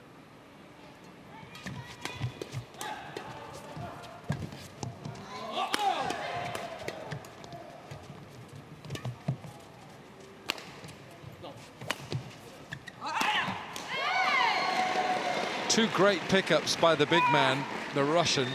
Two great retrieves from him. 17. They're having to work very hard through every point here. Dimova. You can't leave the court without my permission. You have to get my permission to leave the court. Okay? Yes. Once again, this Play. can't leave the court without my permission. So if that's correct, then there's been a change since the Premier Series in Malaysia. Was that just for a towel dry? Yeah.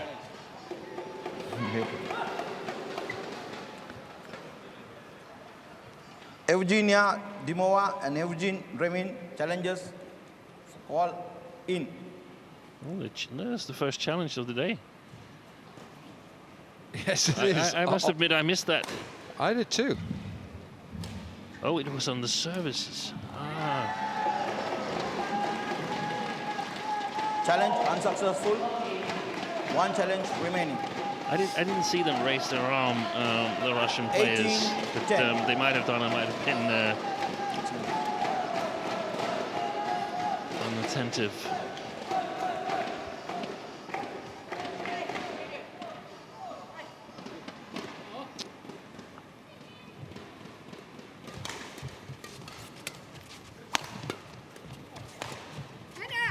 Good deception. Wonderfully constructed by Chae, wasn't it? Yeah. She's been 19. such a catalyst for so many good things tonight for this too. Oh, that's the last shot. It's Great what smash. she did at the net with her forehand, Yeah. wasn't it? Yeah, it was.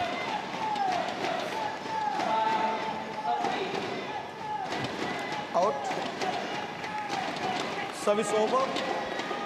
11-19.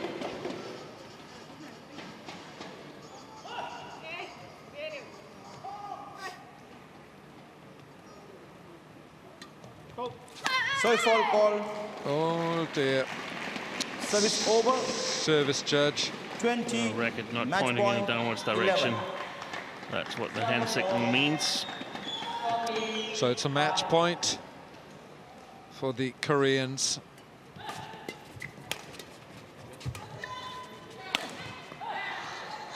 She hasn't made many mistakes. Service over.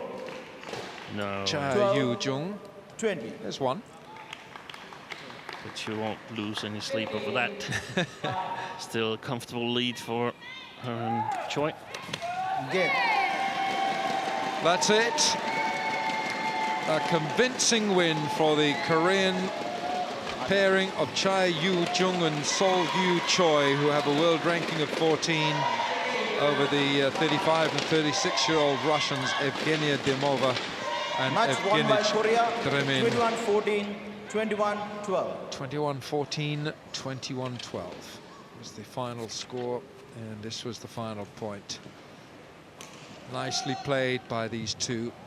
It was good cohesion, nice geometry, nice understanding between them, and they can feel happy with their work tonight. Straight games win in their match to finish off proceedings.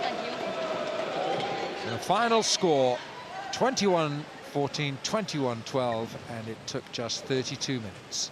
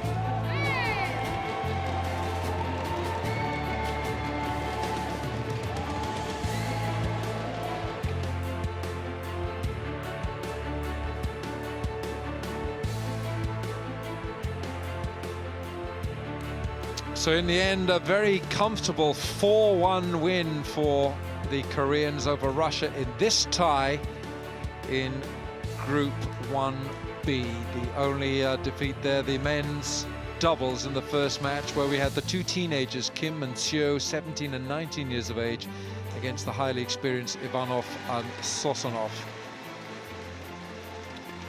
2-love, they went down there, and then it was Hyun who won her match comfortably against Evgenia Kosetskaya, world number 5 in the women's singles, coming through 21-10, 21-13 in 27 minutes. The men's singles then just took 34 minutes for Jang Hyuk Jin to come through against Sergey Sirant, the left-hander. A little bit more resistance in the second game there, 21-6, but 21-13. Jeon came through. Then in the women's doubles, Jung and Kim, Jang Kiyong Yin and Kim Hana coming through against Bolotova and Davletova, 21-7, 21-17. And in the last match of the tie, the mixed doubles, 21-14, 21-12, and how good it was to watch Chae, Young-jun and Yoo-jun and Choi coming through against Dimova and Dremin, 2-love. So that's an emphatic win for the Koreans. It's been a great badminton on day 1 of the Total BWF Sudirman Cup here. We look forward to your company on day 2 from the Gold Coast Sports Complex. It's goodbye.